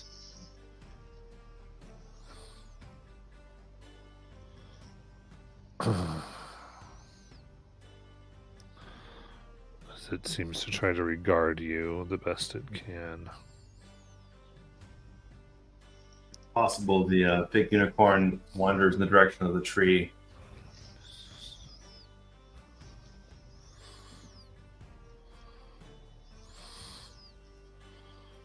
This black sludge, is it obvious what it is? Is it some kind of corruption or something? Or is it like some warping of the Fey kind?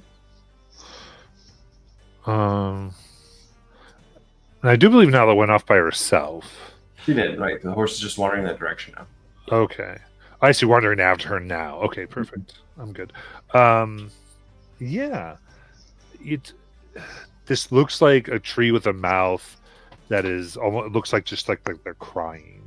But it's this black sludge, and now you can see as like a bird kind of moves and lands and is like begins to melt into the acid that's coming out of it. It's some type of curse. Brittany will hold back and just say, "This in Nala's mind, this thing is cursed." I look at this tree and I say, I know what it's like to be cursed. It's awful. Again, I'm sorry this has happened to you. But I'd still like us to all be friends. I hold nothing against you, child. But his army is another thing. So we would have to face this army? They are allied with him. You might beseech the warden. Where's the warden? If you give a gift under starlight, you might find them the Josvetter.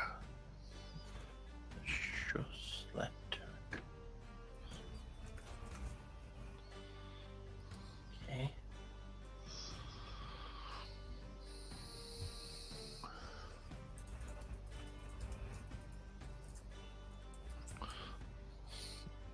Otherwise, the one who claims the land lies deeper within the woods.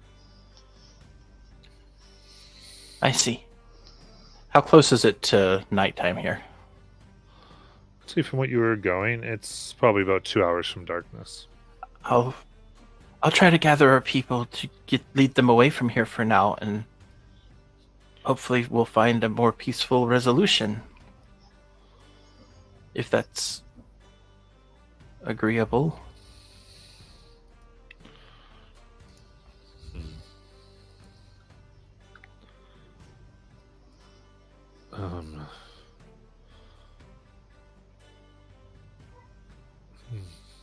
You do it to me.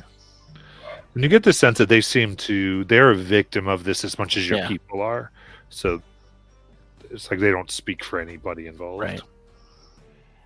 And maybe we can find a way to help each other.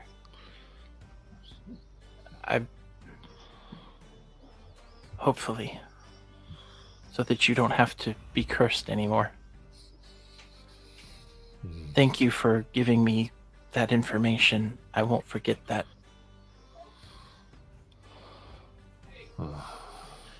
I should go back to the adults of my clan and bring them this knowledge. Indeed. Just be warned, you people trespassed across the border. So they were attempted to be turned away. So to dive deeper, they will not be as kind. I understand. And she kind of bows a little bit, unsure what else to do. And See this large tree bows in the midsection flexibly too. And the branches come down, and because of the way the branches come, there's drops of acid that hit your skin. Basically, we'll do 1 acid damage from this. I try to hide that. No, it's okay. It's okay. Don't worry about it. And I'll start heading out of here to get back to Brynja and hopefully Ormunder.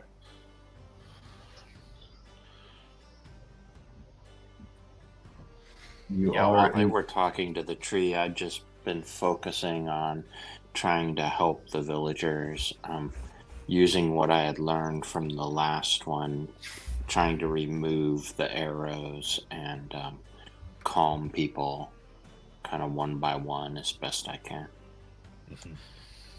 Nala will convey what she learned about the border and how we probably need to stay back for an hour or two and possibly consider contacting this warden.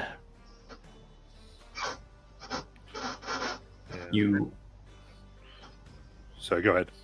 I was saying you are an incredible diplomat, far more impressive than I had thought before. But I am in awe of your ability to speak to this rotting tree creature in a way that sees the tension.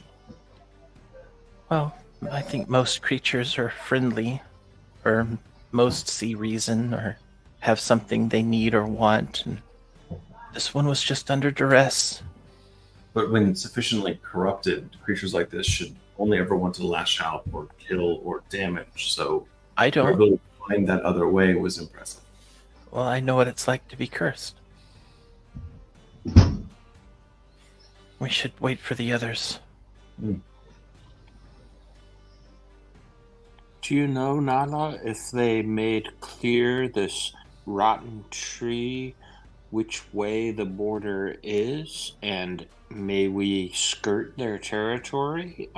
We're not yet at our homestead, right? So perhaps we could just circumvent this area.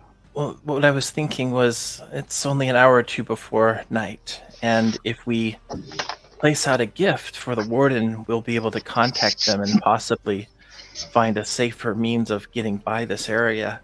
If we go further right now, they're going to come at us with a lot more dangerous magics than what they were using on our people. And it could lead to a battle. It could lead to our new friend being cursed forever. I'd like to at least explore the possibility we can help them. Given that they were, so helpful to us, it would be nice to have another ally in this area. Yeah, I certainly agree that we should collect up our villagers and heal them and step away from this area for the time being. Do you have an idea what sort of gift they might like? I'm going to guess something meaningful and purposeful, so maybe we can all put some thought to it, especially when the others get here. I'm sure they'll have some ideas. Brynja drops her horse form and walks as a frail little 19-year-old girl looking thing, and says, the problem with gifts is that there are many recipients with many needs. For some, you offer meat, they are offended. For some, you offer silver, they're offended. For some, you offer plant, they're offended. We don't quite know what kind of gift is the right gift. Under Starlight is very traditional, but which gift for this particular offering? If I had to guess, it's going to have to be something that means a lot to us, based on what I know about Fae, which isn't very much. You would assume corrupted Fae, yes, like Dark Fae? Possibly. Though if they were truly corrupt and dark, they would have just killed everybody outright. I think this was a Right. warning. But trees that drip acid are not normal Fae. There's something else. Something else is at play here. Like the darker side of the wild imaginings of the Fae. We should talk about courts later, but yes, they will want something that we give up that is meaningful to us, but also hurts us. Yes. I'm going to give it some thought. I had some ideas, but I'm not the smartest member of our team, and I'd like to hear from Eric and Azariah. So, Bermunder, taking the time and after being able to have scattered the rest of the creatures away, after a little bit of care, you are able to nurse them all back. They're in various states of exhaustion. Even the ones who are sleeping, coming out of this, it could have been 1 to 2 days as far as them being under these effects. So there's just very much out of it. You can also see that where these tiny arrows hit, very similar. They were causing damage, but it was definitively weakening strikes. People were being very careful to not hit lethally with these tiny things. Enough to do enchantment. Obviously, some damage by the nature of a sharp, pointed stick, but it makes sense. But I would say, as everyone gets there, I think the rest of you can catch up, and you can resolve the scene. I cast the blah action.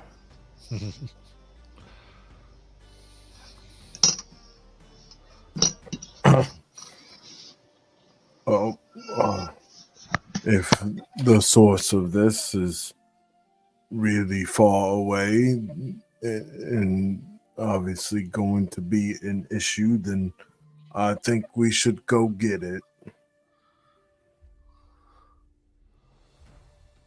When you say go get it, do you mean go challenge this power that is threatening our villagers? Well, it hasn't really stopped us before.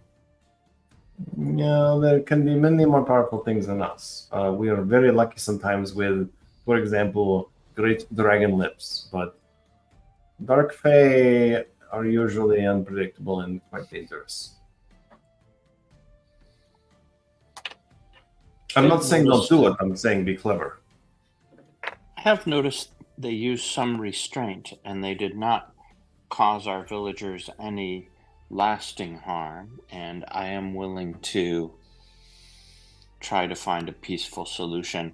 But first, I think we must take our people away from this area.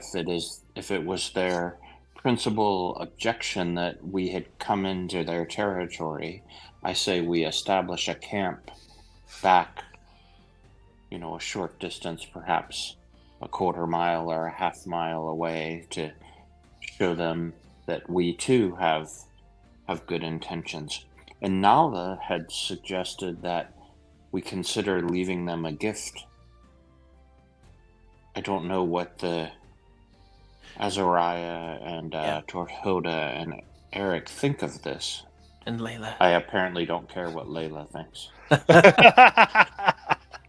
We can walk and talk. I was gonna say, what the hell? Am I chopped liver? I don't. I mean, I will admit that I have not been paying the greatest attention. I've got a kitty that's demanding it, so. I don't know too much about Fae, but if you think that is best, I won't argue. I don't know anything about Fae, but I do know that they're offended by our presence and that we can calm the situation somewhat by taking some distance. But in the end, they're either going to have to find a peaceful resolution or we'll have to find a violent one. Drahilda, Eric?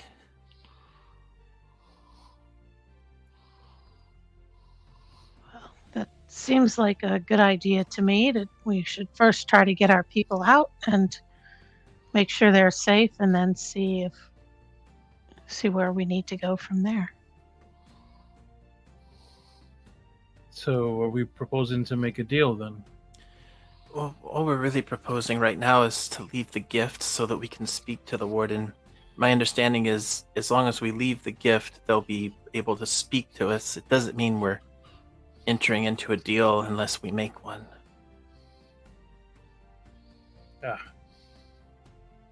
Well, I know you've said it, but do we know what kind of gift they potentially would want? Well, I was hoping you and Azariah would have some good thoughts on that topic. I know the two of you do a lot of reading in those big books. Okay. What sorts of information do you have in your head, Eric? Okay, so would I know anything about the Fae? I mean, I think a lot of, depending on what, we know probably what Nala had thought. What particular things are you trying to figure out about it?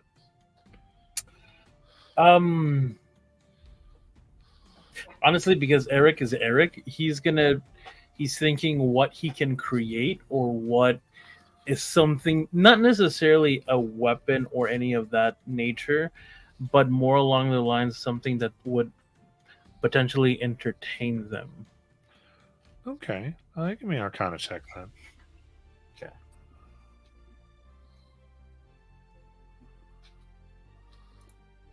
You said inspo.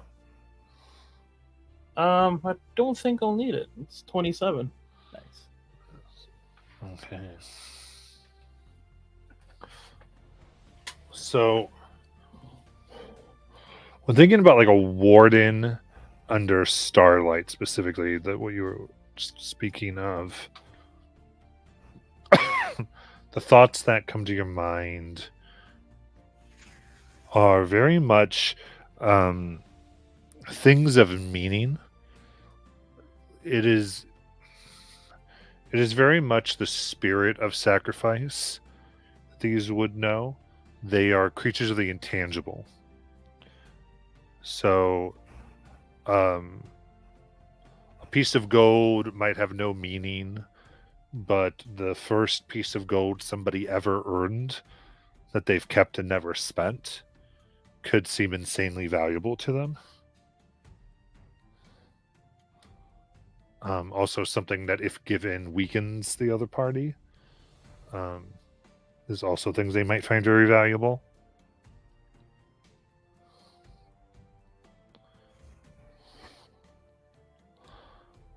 So that's sort of the types of things you start to get, and the more you put on that, the higher value or higher cost it is to the people or individual, the greater the likelihood of them wanting to help or giving you aid. And so with the 27, I'd say it occurs to you that something that would represent that from the entire tribe here or clan would make it more likely that they would want to provide information or aid that could help the entire clan. Something that's only good to one person would make them want more willing to do something that would only be good for one. Well, I'm sorry. Do you share that? Yeah, I should. Yeah, I share that knowledge with the party. Yeah, I do want to encourage everyone to jump in and get their characters into the discussion.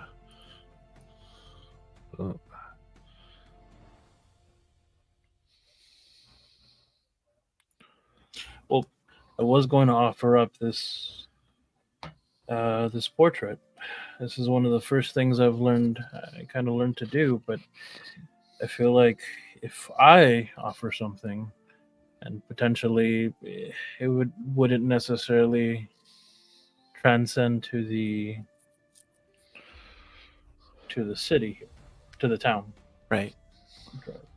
I also have a lot of things that are meaningful to me, but not necessarily to the tribe. If you're looking for something rooted deeply in the tribe and the tribal knowledge, and again, the sacrifice would be incredibly expensive if it was accepted. The Ash Keeper, the carrier of the flame, has one of the last vestiges of our village she carries in her tinderbox from our old forges and fires to where we intend to be. So we're looking for a most impactful or maybe dangerous thing to give up. I might offer the Ash Keeper's cinder or some part of it as the soul, the burning forge of our village as we left it. I feel that would be too valuable. I will not argue that point. I am simply offering perspective.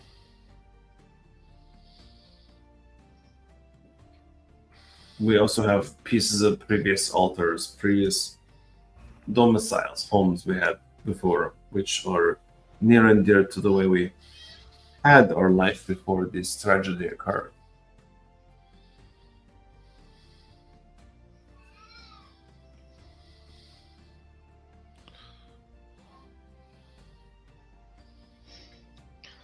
Also, perhaps maybe it would accept one offering from each of us on behalf of the village. So maybe our individual ones might not be, but together would be worthy of them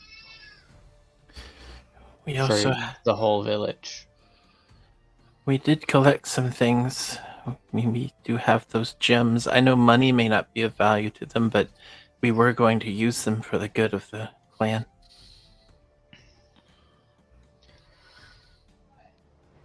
I feel that might leave them wanting.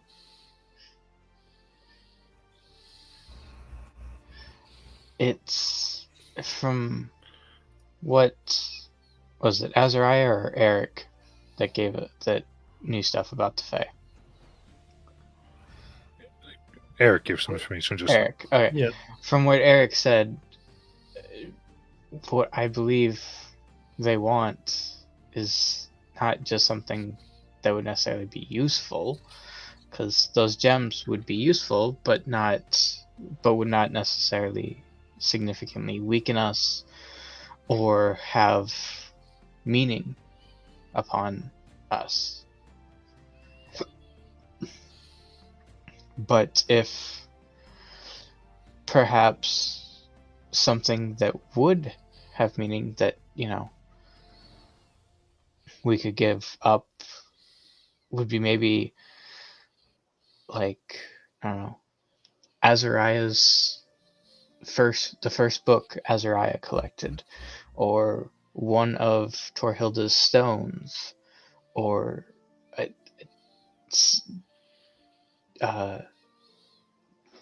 maybe a couple strings of your harp, or I'm pretty sure they would want the full harp.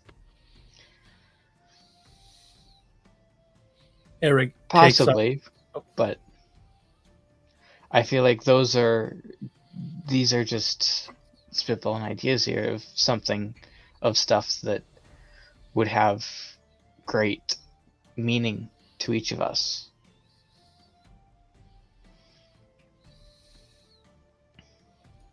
Well, then, if it's for the good of the village, then I suppose I should start. You see Eric go around his neck and take off a necklace or an amulet that he has. He holds it up and he taps on it, and you hear a male and a female voice basically say, "We love you, Eric."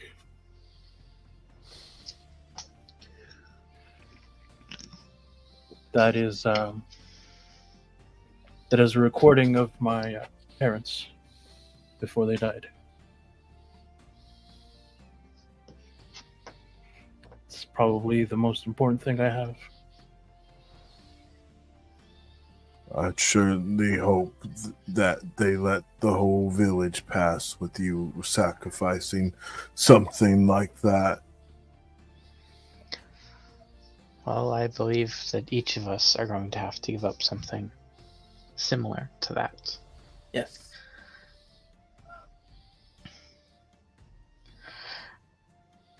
For me, as you may know, I do not sleep, and so I do not dream, except for once I had one.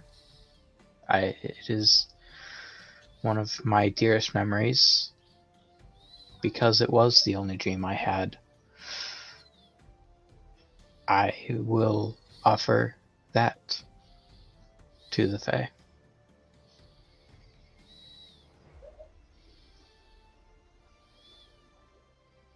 Mine is a moral struggle I have had for a very long time. And the problem was actually solved for me the other night when I borrowed the artifact from Azalea. I have always struggled with the concept that this cycle of birth and death and renewal cannot be maintained as long as druids like me are willing to resurrect or do necromancy or otherwise muck with the forces of the dead. So I've been carrying a diamond of resurrection for the better part of 10 years. I've never used it. And if I give it up, if I give it away, it's my commitment to never bring back the dead to life for the rest of my time in this place. But I'm finally ready at the last night to give it away.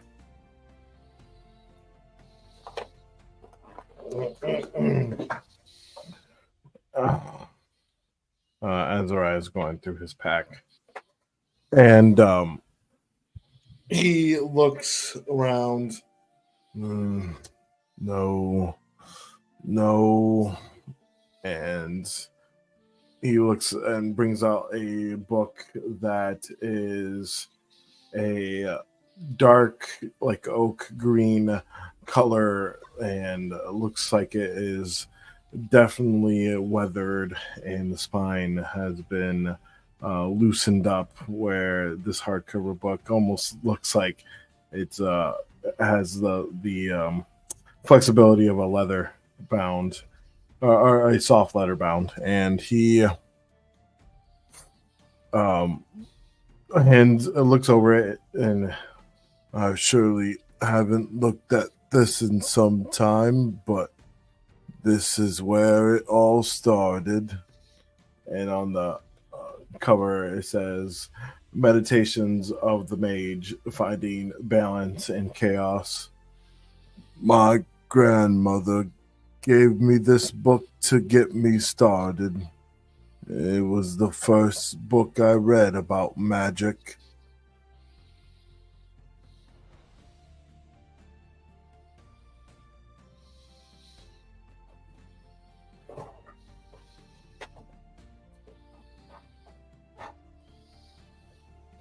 Boromir digs into his pack and pulls out a deeply worn scroll. It's got religious markings on it. He seems reluctant to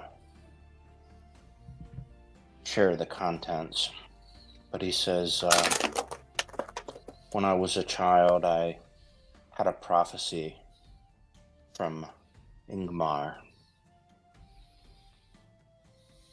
who told me that only the one who faces death and returns shall be hailed as a hero.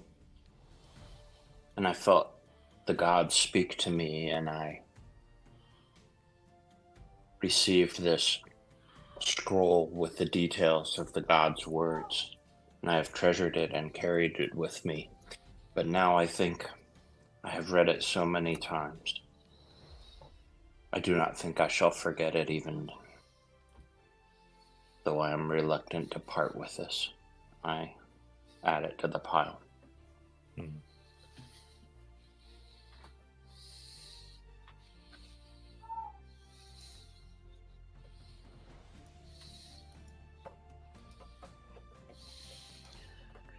Tor rummages around her backpack and her sack and her basket and her pouch and her other sack.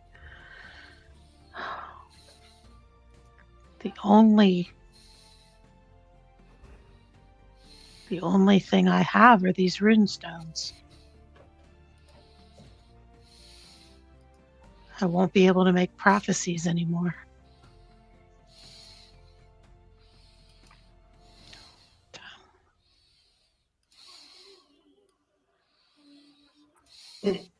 But maybe I've already made all the prophecies I need. She puts them Maybe in the power's within you, but you believe in them so much, it's almost like it's a part of you. Yeah. So she'll put them in the pile.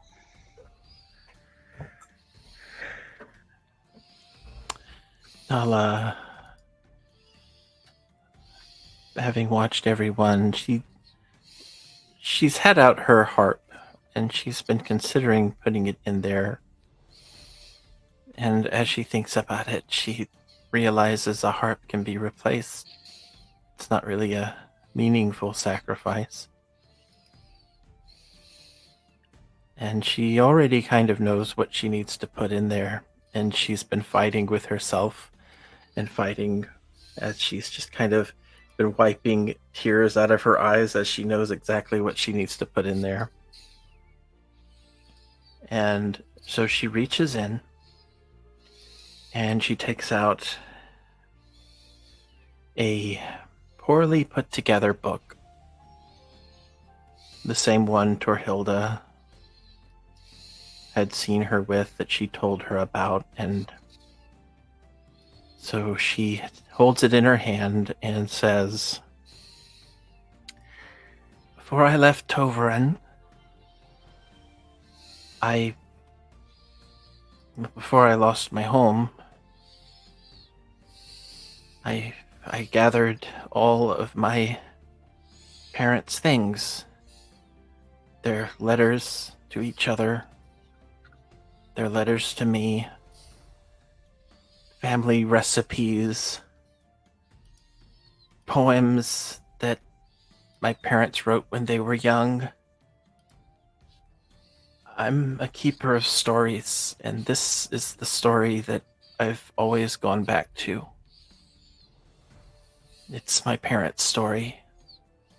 And they've been gone so long, and at night sometimes I still take this book out and I use it to feel close to them, because it's all I have of them.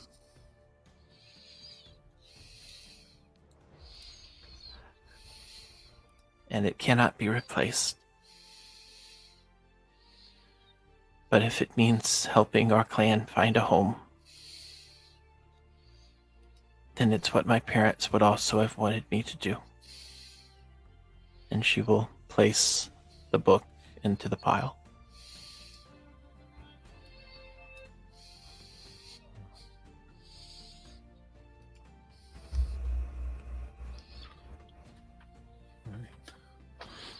And move everyone away. You wait till the stars come out. Mm-hmm.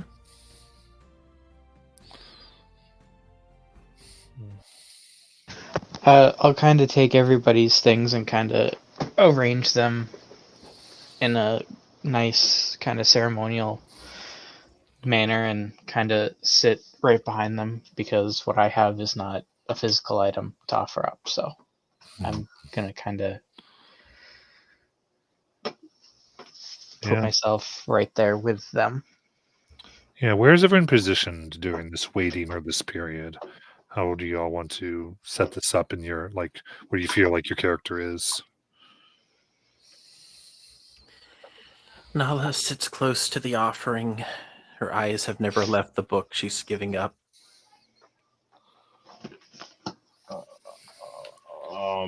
If we are waiting for any time, he's just going through, and he's probably sitting on a rock, contemplating, trying to remember some of the meditations and workings of inner peace and rituals from that book.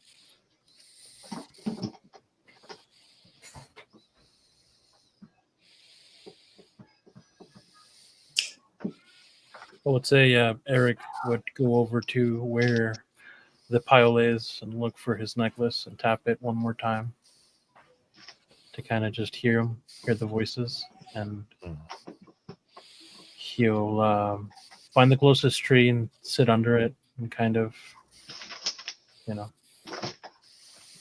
I would say wait, basically. Gotcha. Brynja will walk the perimeter as if it's some druidic rite in very traditional sort of like circles, watching the outer edges, and also keeping an eye on the moon and the phases of the moon to say when the time is right that the spirit will approach. Ormunder remains at a bit of a distance where he can still keep an eye on everyone and the assembled offerings, but also respectfully keeping a certain distance from their territory and perhaps not inadvertently keeping an eye on the villagers.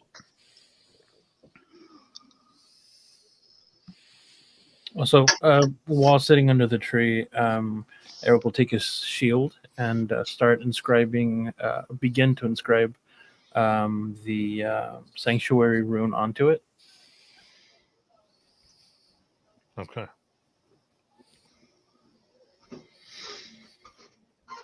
And I think Tor will also be kind of on the outskirts, trying to just keep an eye on everything.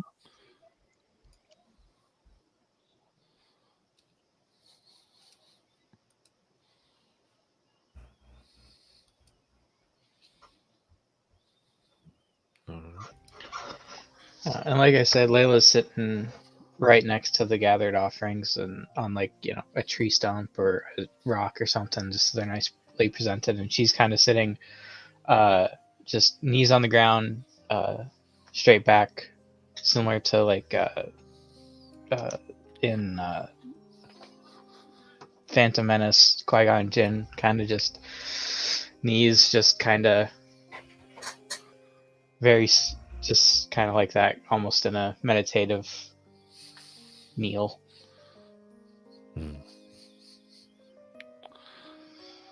And as the stars come out and keep the camp dark, now a bit outside, focusing on the offerings here, it is here that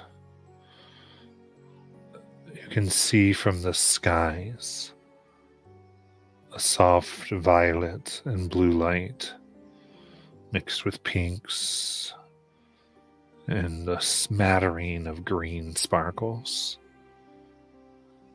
It begins to dimly illuminate the items and swirl around as this becomes fuller. You begin to see a very vague feminine outline.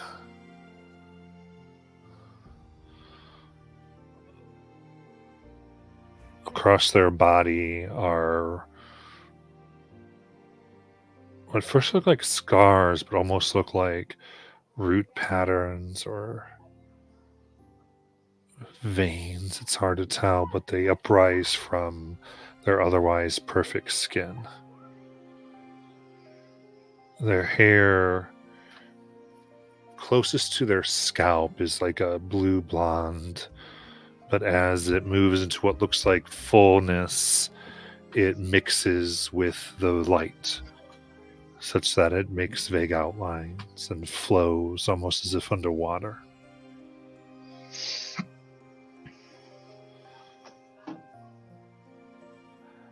And as they move around looking, they walk. They seem to be about 7 feet tall, inspecting everything. And with their steps, the grass, rocks, and weeds themselves turn into this strange light, almost whisked away.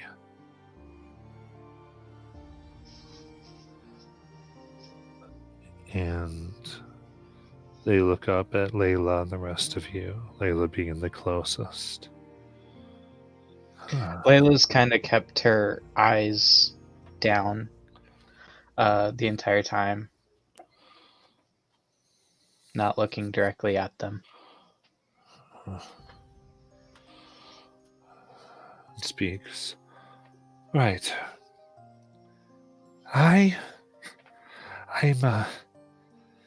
well, you can call me Warden. I will be your listener for this evening. We keep our names secret otherwise. You have summoned me, and your offering is rich. What can I do for you? We seek to be able to have a home not too far from here, but many are currently keeping that an impossibility.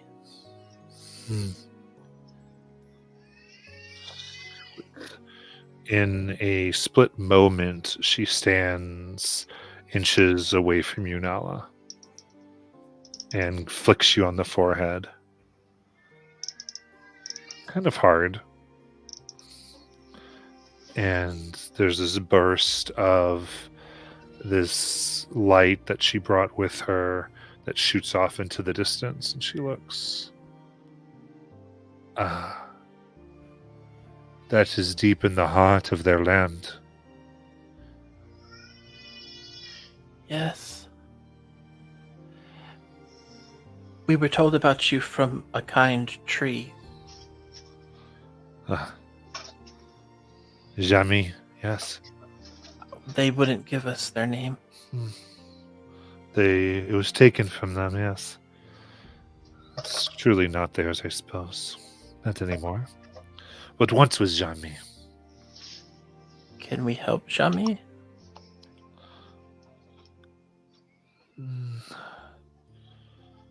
Depends, I suppose. Helping Jami might be very hard. Helping what he is now might be more of a possibility. If you can get back his name, that is something, but I don't know. Seems like you have fallen with the protectors here.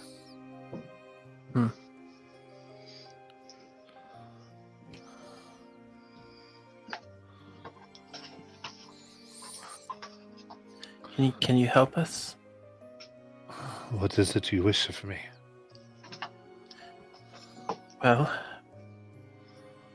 we're not sure if there is a peaceful resolution to be had, but we were told that this would be the closest thing would be to contact you and talk about this possibility so that we could create a home. If not, then maybe you could help us.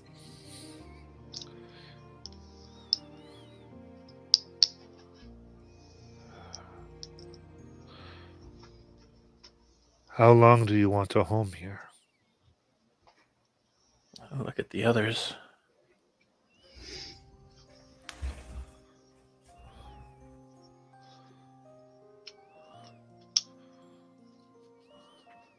ideally hundreds of years. But if we're with the protectors here, who are the protectors here?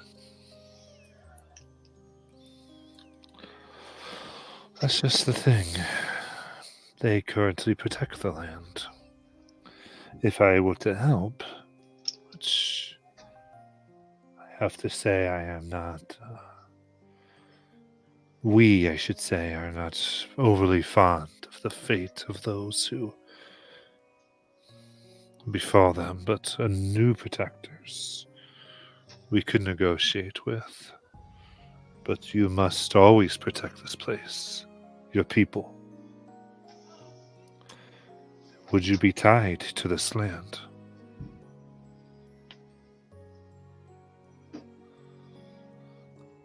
If he gives our clan a home, I would be willing.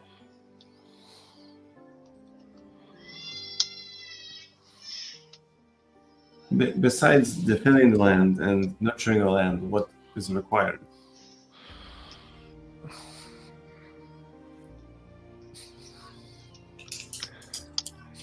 This area is thin. A place where worlds collide. Having stalwart guardians to keep things from other worlds coming in and things from this world escaping and seeking to damage the worlds beyond is the primary purpose. We, the wardens, bargained with the current occupant. And certainly any who pass through are kept from entering. Is that Skarsgård? Indeed. Are they in some way unable to do the job? Or are they in some way unable to be successful in guarding these borders? They have done quite well, but their tactics have been to put a blight upon all that lives and compel into service many of the creatures here. Like with Jamin. Indeed. While it's fulfilling the bargain, it breaks our hearts to see such things.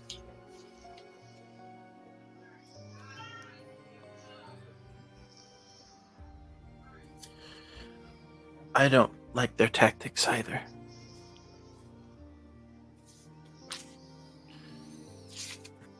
When you say tied here, is there any physical alteration we have to go through? No. Okay. None. It is simply that your clan must be here. People must be here and keep. When things come through, you keep them from making it out. Or when you prevent those who would seek to use this for their own purposes. It remains wild. You keep borders. Hunt as you please. So we would not be allowed to establish a trade post here.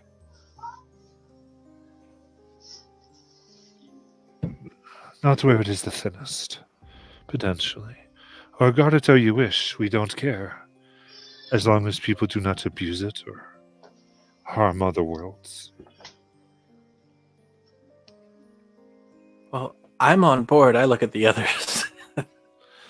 Yeah. So we'll add, depending how you want to do this, just as a story part, this is one of those things that could cause divisiveness and hurt your hearth that we've established before. Our hearth? Because you only get one, right? So, while maybe the people can be in two places at once, the soul or heart of the depending on how you want to put this to your people. But remember, because the people have to be together for your hearth to survive. That you took from the other line, and this is one of those things of we're officially giving up our old home and finding a new one that could be a division-causing thing. I'm just telling you. Because of what did we talk about that like 8 weeks ago? So this is not the place we thought about setting up the home then. It is. Oh, It's it just is. not where you came from. All right. I think I get it.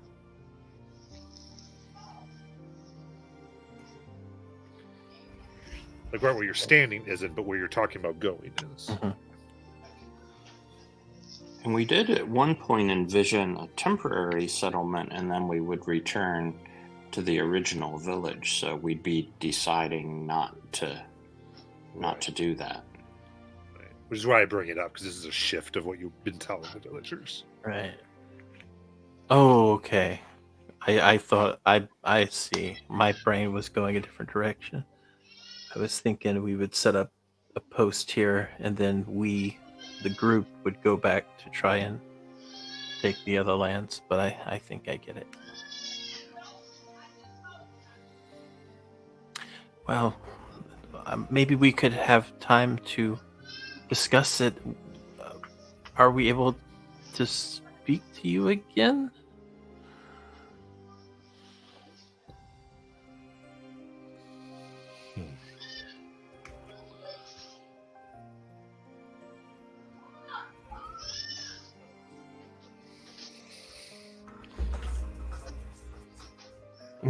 She looks and breathes in, and the whole area becomes infused with this light energy of hers.